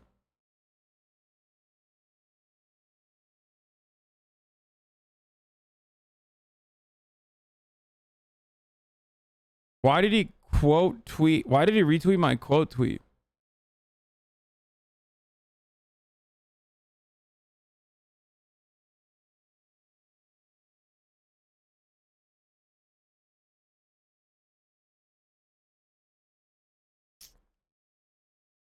Sucks. Thanks for the stream anyway.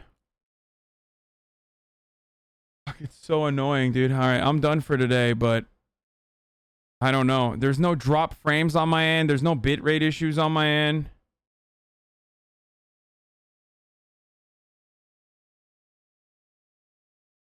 Another one.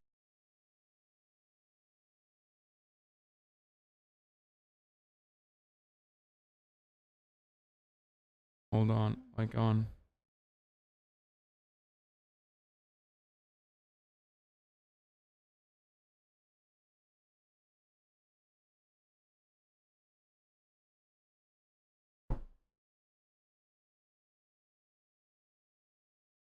Aren't you literally a labor aristocrat?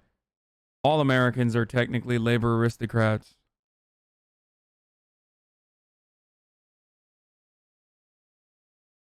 Poisoned packets? I don't know what that means.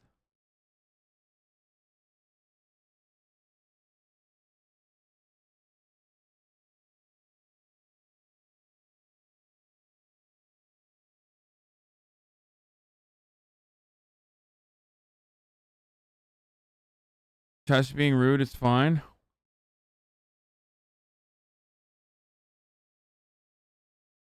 Why the fuck is Sykkuno trending?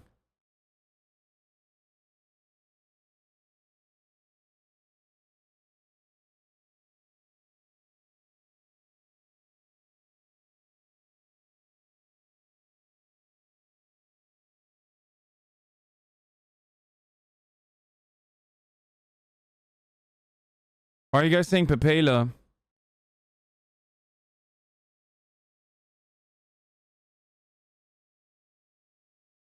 People are giving him shit? Wait, really? Why? Why?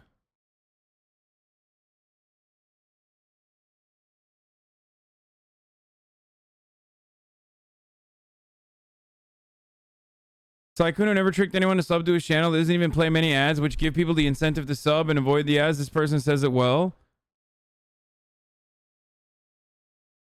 Wait, what the fuck is he talking about? What happened? Thanks for getting me through the past year and change, homie. Bro, how come I don't get this many defenders, by the way? God damn. I didn't even know what Sykkuno said. Meanwhile, every fucking streamer Russia defends Sykkuno. Where's my defense from the streamers? Every other streamer's been clowning on me, dude. What the hell? Every streamer on the planet. Yeah, fuck Hasan. What a fucking selfish piece of shit. Fake socialist. Obviously, they're kidding. Okay? Every streamer's like, oh my god, Sykkuno, please. You defend yourself pretty well. I mean, that's true.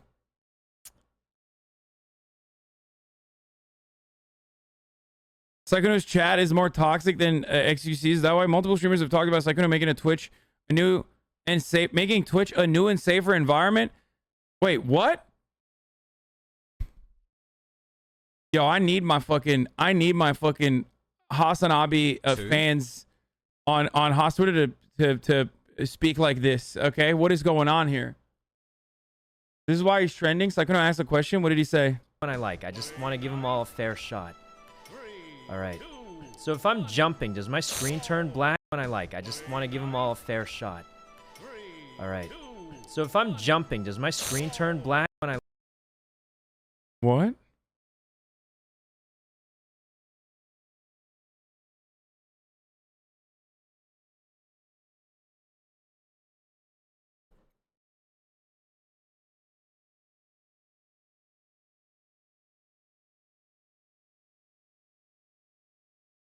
Oh, it's because his character is blind?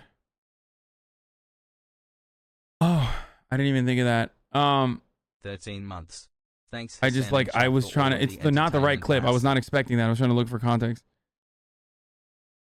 You know, that water bill, man. The water bill. Okay, also, I do want to say, if you genuinely are hating Sykkuno now for the water bill meme, that's on you, alright? Wait, why? What did Sykkuno say about the water bill? It's not that long ago, right? It was like some months ago, less than a year ago, right? I probably shouldn't say this, but I make about 10% from YouTube alone. I make about 10% as much as I did from the Among Us days. And I know people think streamers make a lot of money, but it's only been a few months and I make 10 times less money than before. And that's why I don't think I'm poor, but it's super unstable how much you make. People actually hate him over the water bill. It's a meme. He says, I need to pay my water bill, guys, when he like brings up primes and dumb shit like that. So that's why I feel like streaming, it's difficult, right? Because I made 10 times as much back then. So I don't think I'm like poor, right? I don't think I'm poor at all, but it's just how it is when you stream. You rely on content creation. So that's why I think streamers aren't... I mean, he's not fucking wrong. I don't know what the fuck people are like upset about. It is the most inconsistent fucking thing ever.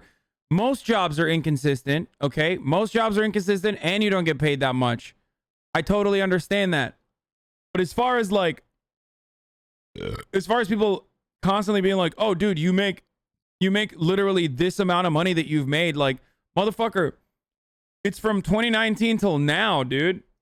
The amount of money I made from 2019 until now, most of that I made in the past year, in the past couple of months.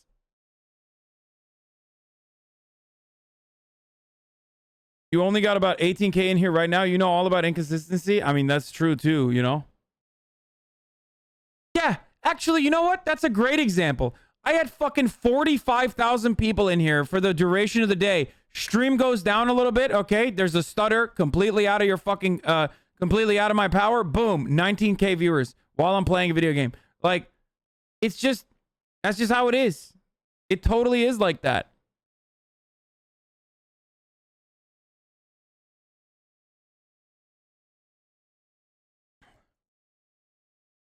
You made 1.4 plus million from Twitch alone in the last couple of months? 2 months? No, I never said 2.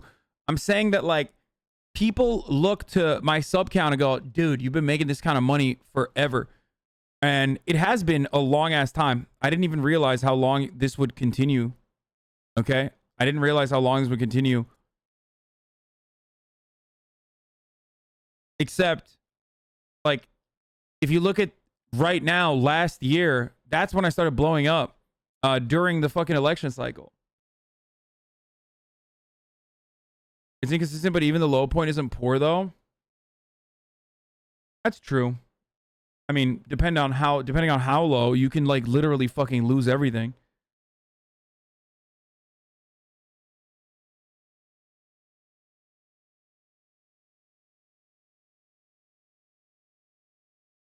Burke the jerk. I made more than you before 2020. Okay, well, you know, all right. Why are you fucking flexing, you piece of shit? 13-month anniversary. It's just hard to hear Bill Stress coming from the 28. I mean, I think he's probably fucking memeing and shit. I don't think he's like begging for money or anything like that. But if he's saying that streaming is inconsistent, he's right. It's decreased too, but it used to be 60K during the election cycle. Dude, that's fucking insane. Okay? That's insane. 60K was when I had the most fucking subs on the entire platform.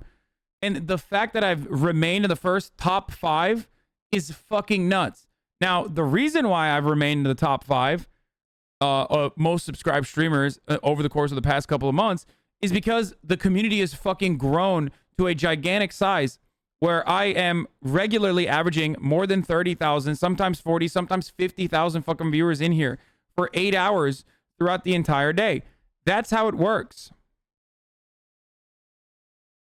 It's because I beg for primes. That's really interesting you say that because I don't have that many primes in comparison to like regular paying subscribers. I don't have that many gifteds in comparison to regular paying subscribers as well. I love the meme, but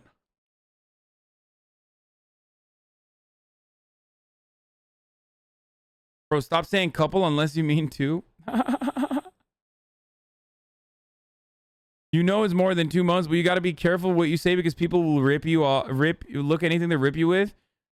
You mean you? Who's the people? You did that. And then you turned around and you said, people will rip you. And then you said, bro, stop saying couple unless you mean two. Who is the people? You is the people, motherfucker. He makes money, OMGR. Only mad you're not number one? No, I'm not.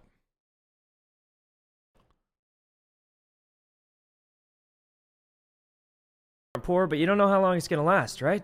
It's only been a few months and I'm making like nearly 10 times less. So, and I'm not complaining at all, but I think that's probably all I should really say on the matter.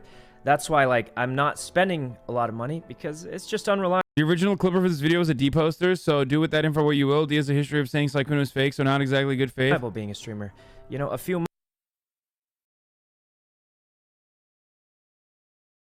I'm only here because Jank pays me to cut the bullshit already. Shout out Kirk Cousins of the Minnesota Vikings. I'm from Minneapolis, Minnesota. It's a very Midwestern thing to get serious about comparing a couple to few and being concerned about it. Wait, really? 3 months, Kek.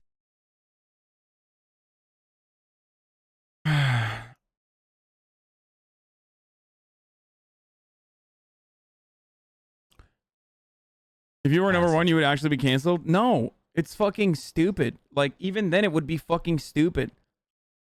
It'd be so fucking stupid. Chaba was the number one most subscribed to Patreon for like an entire year. It would only be fucking cancelable if I was doing some fucked up shit. Are primes more valuable than normal subs? No. Bro, Trump made you. You'll never make it after the election. Have fun having a dying stream. Yeah, you guys remember all these motherfuckers used to come in here and be like, bro, your fucking stream, it's gonna die. Bro, your stream, dead. So dead.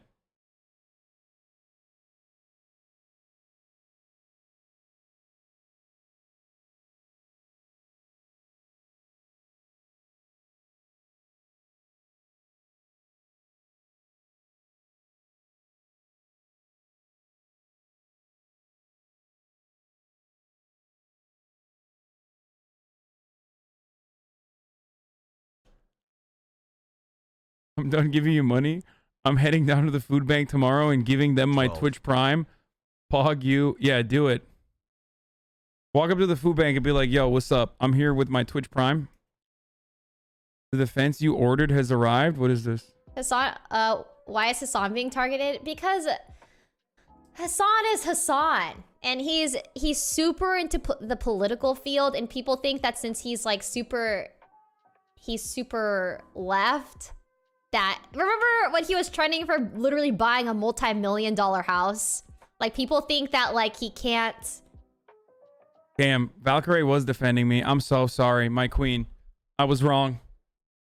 I was wrong. You know, be supportive of left views and also be wealthy at the same time.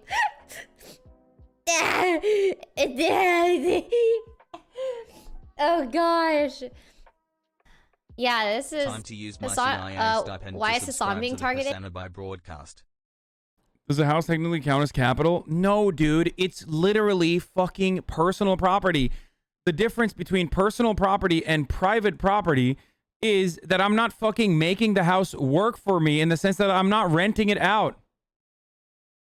You're in the clear now? Enough. I forgive Hasan. Same. Perpetually angry at streamers and podcasters for getting money via streaming and podcasting rather than inheriting it like I just did.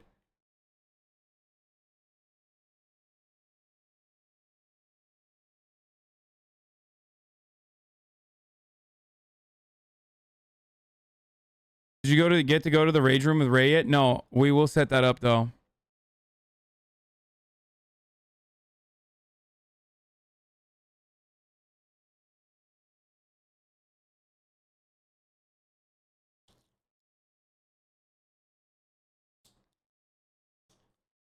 If it doesn't make money, it's not capital. It's like I'm not renting my house out. Okay, I'm not a fucking landlord.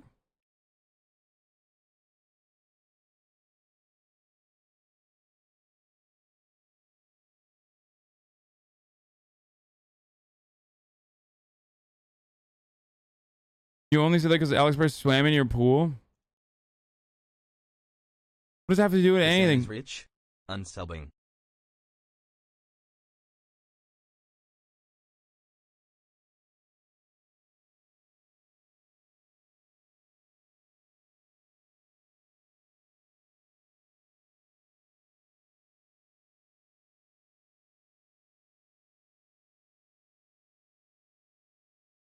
It does make money, LMAO. Rich, unsubs. Oh my JK fucking god, dude. It does make money, LMAO, dude. It's like a car, okay? Chat. It's an asset that I own. It has the capacity to increase in value, but it is literally just a fucking asset that I own. Okay? That I don't even fully own yet. I've fucking put a down payment on that I'm paying mortgage payments on. I do technically own it. Depreciating value, learn. First of all, no. In a fucking housing market in Los Angeles, it's not a depreciating fucking asset like a car is.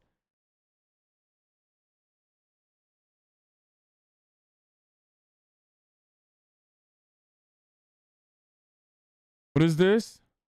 This is the kind of utterly deranged take you end up with when you're solely motivated by jealousy and a pathological resentment. Mohammed bin Salman, just one example of a greedy capitalist, bought a 134 million yacht and 500 million Da Vinci, which by itself is more than Hasan can make in 10 lifetimes. God damn, it's hilarious watching the socialist aesthetic get rich and then desperately try to explain why they should live the exact same life as the most greedy capitalist possible. Saudi Prince Mohammed bin Salman buys $452 million yacht but slashes public spending. Like, the entire premise of that take is unhinged, even if the claims were true. It's excluding being an actual greedy capitalist, meaning an owner of the means of production, hyper-exploiting workers from their lifestyle when it's the essential part of how they make their wealth. Just shift the context a bit. Would anyone seriously argue that Brad Pitt or Taylor Swift are in any way the equivalent of a Jeff Bezos or MBS solely because they're also wealthy, though far less comparatively? That's fucking insane. Again, the key to distinguishing marker is how they acquire their wealth. Being a musician, actor, media personality, or Twitch streamer is not the equivalent of being the heir to the Saudi throne or the founder of one of the most predatory exploitative corporations on earth. You can't just arbitrarily exclude that fact from their lifestyle, except, of course, when you're an obsessed loser who's seething about the fact that the object of your pathological resentment and jealousy is outpacing you in every aspect. Jesus Christ. Let's go. But Hasan is within the top 0.1% of U.S. earners based on his salary. Surely, if we were talking about eating the rich, he would fall into that. I'm not sure how I feel about Hasan at this point. Just feels like he's not doing enough given his insane income. God, Trump, country in that order? Wait, what?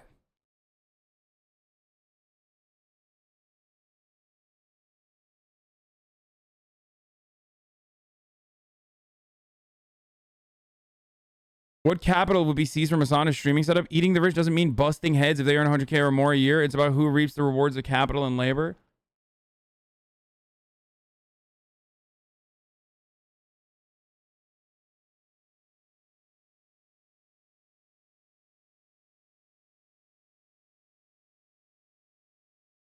This is why Eat the Rich is a dumb slogan, completely ignores class analysis. I mean, it doesn't fucking matter. I don't even care. When people fucking say like, oh, dude, what about like fucking make the rich pay? Like me wearing... Wait, what? Wow, Linus Tech Tips included calling payout information for literally thousands of streamers showing the top creators were earning many millions of dollars per year, which may actually be... My take, you get targeted so much because you're tangibly effective at gradually criticizing capitalism infrastructure. I agree. I think that's part of it. It also breaks people's brains to a permanent end where it's like, I am the definition of someone who is trying their very best not to fucking, who is trying their very best not to be exploitative under the current fucking structure, okay, current order of the economy, while like still, let's be fucking honest, incredibly successful, okay? And that's precisely why people are like, oh, fucking does not compute. And I'm unapologetically so. And that blows people's fucking minds. Since you're so rich, please donate some mutual aid groups who could use the funding. By the way, I already DM'd him. He has not DM'd me back. I literally DM'd him after that. And I was like, look, I donate to mutual aid, but I would love for your suggestions.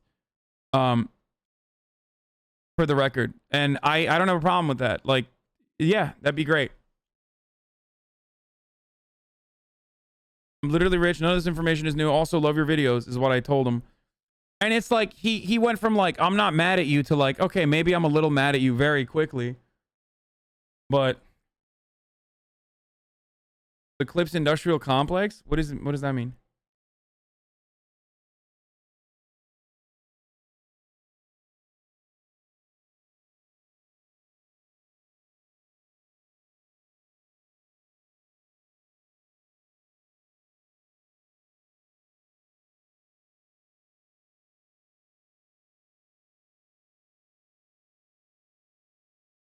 He literally does. The Hasan fans are absolutely rabid. He literally does. He just doesn't flaunt it. No, I think the storyteller is right on this one. If there's anything to criticize about him, it's some, even if some people won't see it as enough, no matter what.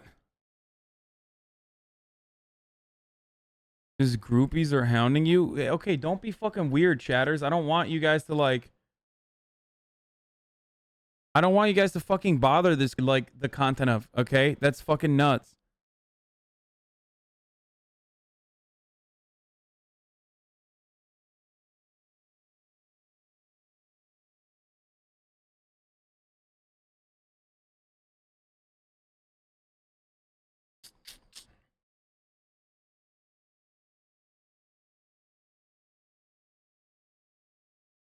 What isn't being taken into account is that a lot of streamers are small business where the revenues and means to support the business employees pay some of their moms, designers, equipment. Everyone is assuming 100% of the revenue is going into the streamer's pocket when in a lot of cases it isn't.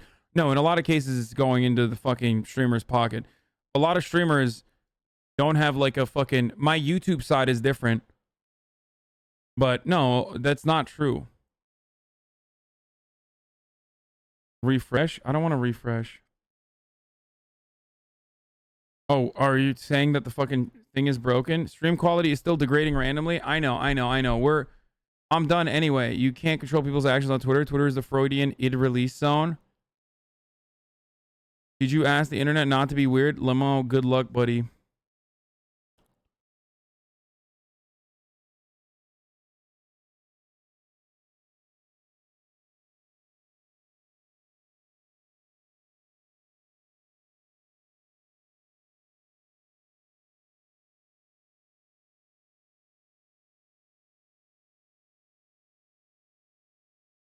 I know you might too, but I like when the community gets this kind of attention. It gets more people in the stream and engage into how they're getting fucked by capitalism. I can understand how it may get exhausting, so I truly applaud you for taking the massive amount of negativity that you do. No, that's literally why I do this. I fucking juice this shit on purpose because people come in here and then I fucking describe to them my positions. I describe to them how they're getting fucked and how their anger is misplaced. And I do think that that leads to people basically being like, wait a minute, maybe he's right. So yes, there is a utility to what I'm doing there.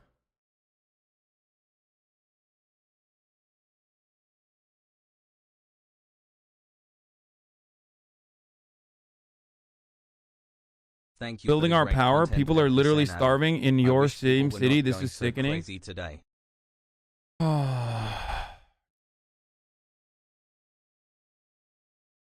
Two heathens that are what? Queer radical communists.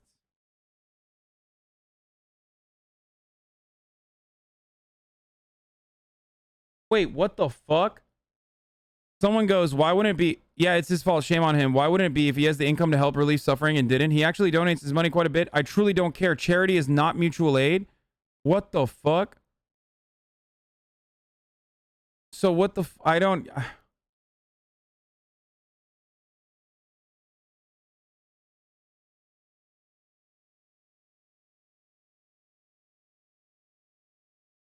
Tanking the stream with Reddit drama so you can get 10 new guys to start watching.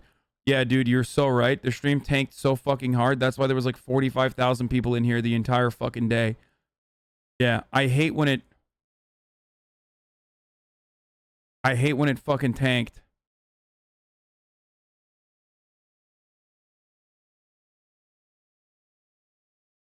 Anyway, I'll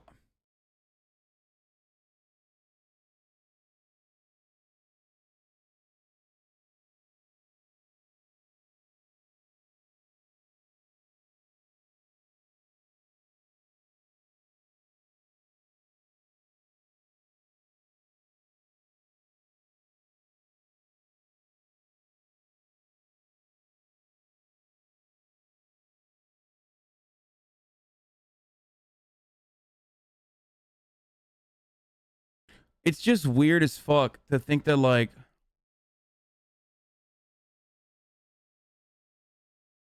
I think it's worth pointing out that this is why corporations adopt leftist aesthetics. It muddies the waters between people like you and Radlibs.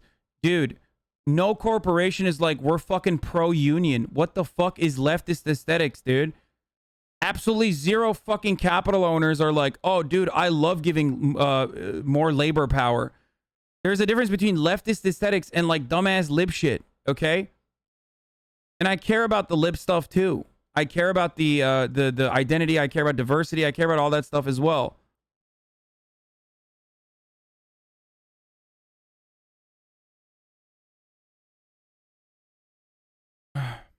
Yo.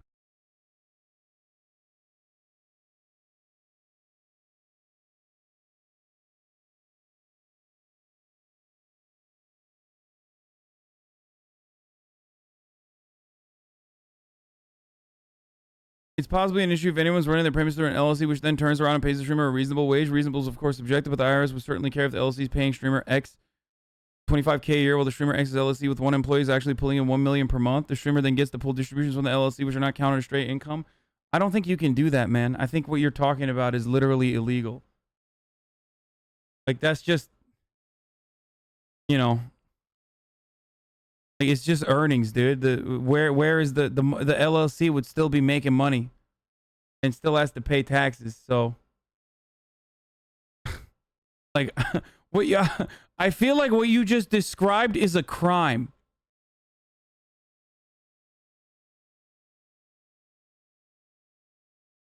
It's like, bro, well, you know, it'd be fucked up if the streamer was committing tax fraud.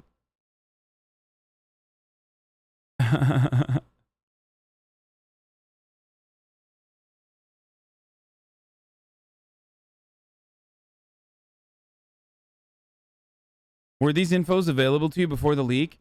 What, how much money I made? Yeah, I mean, my information on how much revenue I generate is literally on the top of my fucking screen since basically I cracked like 1,000 fucking subs.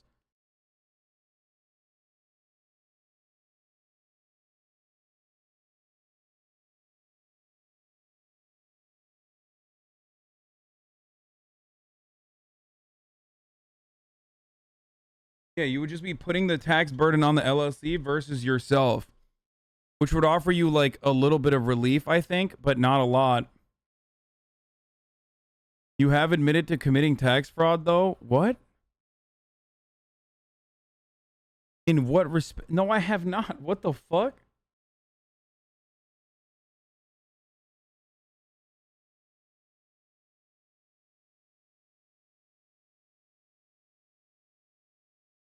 You wearing that shirt today of all days fucking hilarious. You a funny dude. I love it. I'm wearing this on purpose.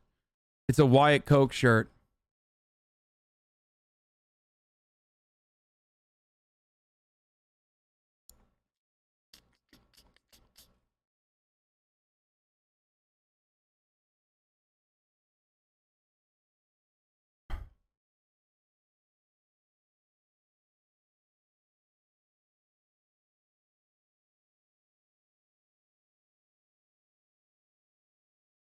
Smile.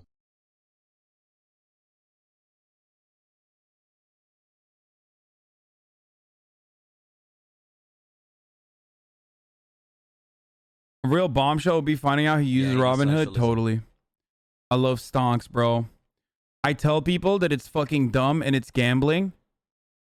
I tell people that it's dumb and it's fucking gambling all the time so that I can be the only one making the money on the stonks, dude. Yeah, motherfucker, I don't even have a credit card yet. I will eventually get one day. Someday.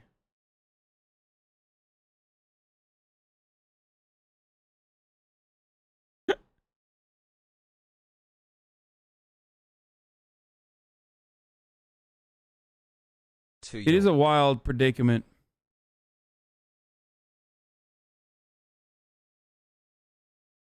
Anyway, can I braid your chest hair with my teeth? No.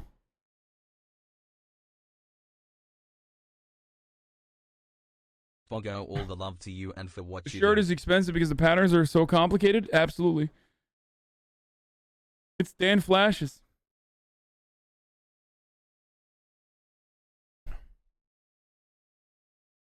You got a $3 million house with no credit? Holy fuck you bees. No, dude. I have no fucking credit card. I still have credit. You still have credit.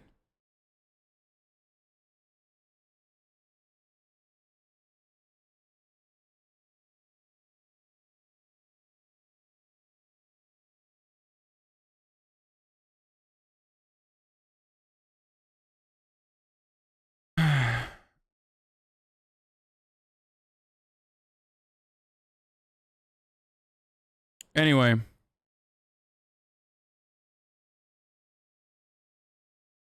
Dude, you have too many people supporting you. Think about it by yourself without thousands of yes men. You're still doing good by using your platform as you do. Everyone I don't like in the chat is crazy, and I'm sane. What? Is there a reason why none of these conservative commentators bring you up after all these controversies? I don't know, actually. It is kind of surprising. Normalize wanting your favorite online creator to be poor as shit. I mean, I don't even disagree with this, dude. Look, like I said, I don't mind that people are angry at wealthy people, okay?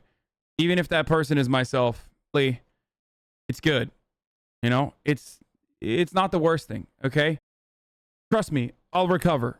Like, I'll be fine. As long as people aren't doing like really fucked up shit, like stalking and all this other stuff. But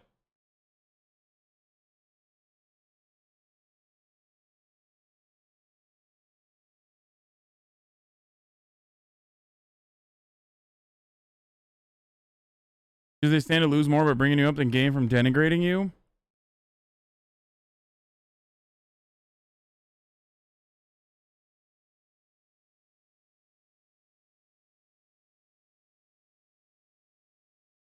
I'm high if they did that, though it's their day jobs projecting for the hogs, yeah.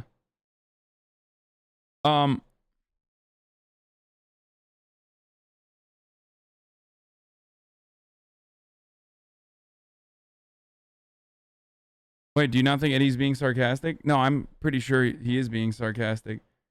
But like I said, I don't have a problem with fucking... I don't have a problem with people being like, dude, what the fuck? This sucks. Is there a reason why most leftists or otherwise can't use logic or know what socialism is? Yes, fucking a century of Red Scare propaganda. You could just say you're not a socialist. I could, but what do you want me to do? Lie? 8 months. Like, I'm just gonna start being like, I'm a liberal, by the way. Like, I'm actually a liberal. I kind of already do that. Whenever people say like, are you a conservative? I say, yeah, I'm a conservative.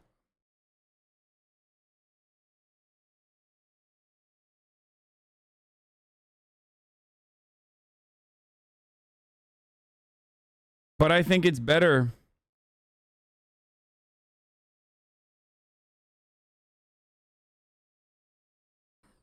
I think it's better to just like continue being myself.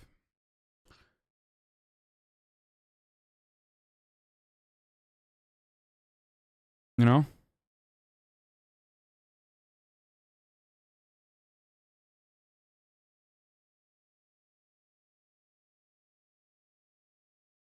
Ben retweeted you?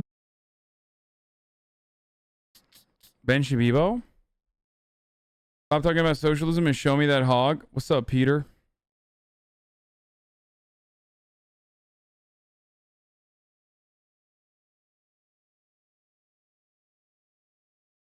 What's with all these lefties or lefty adjacent gesturing and imagine hypocrisy at you? What the fuck is with these people putting down one of their own largest advocates? Was that actually a Lil Krish? Just fucking copy paste someone else take, because I'm surprised.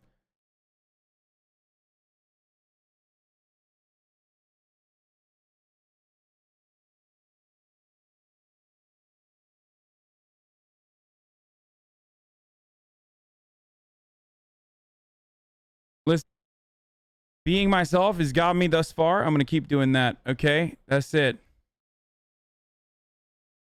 Yeet.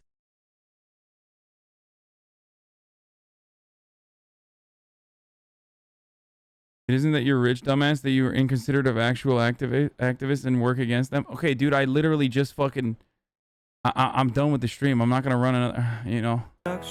Starting off the So dumb. He's trying to bait me into an ad break at the end of the fucking stream, dude. That's hilarious. Anyway, boys. That is yet another day. Another day, another dollar. That's right. Says Hasan. It's unlocked to the simple topic that's just begun. There he is again, Happy birthday. Lots of fun was had today. Hopefully y'all had some fun with that as well.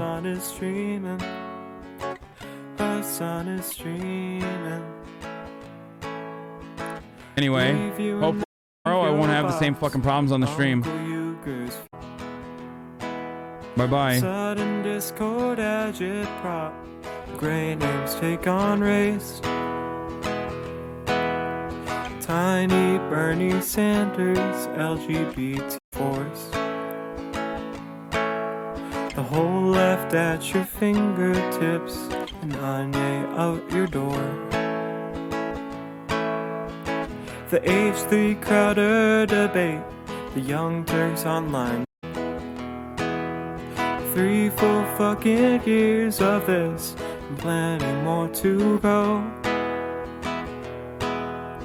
90-day fiance talks of champagne bourgeoisie. A Trump rally live reaction, a mass riot in DC. There he is again, Hasan is streaming. Hasan is streaming.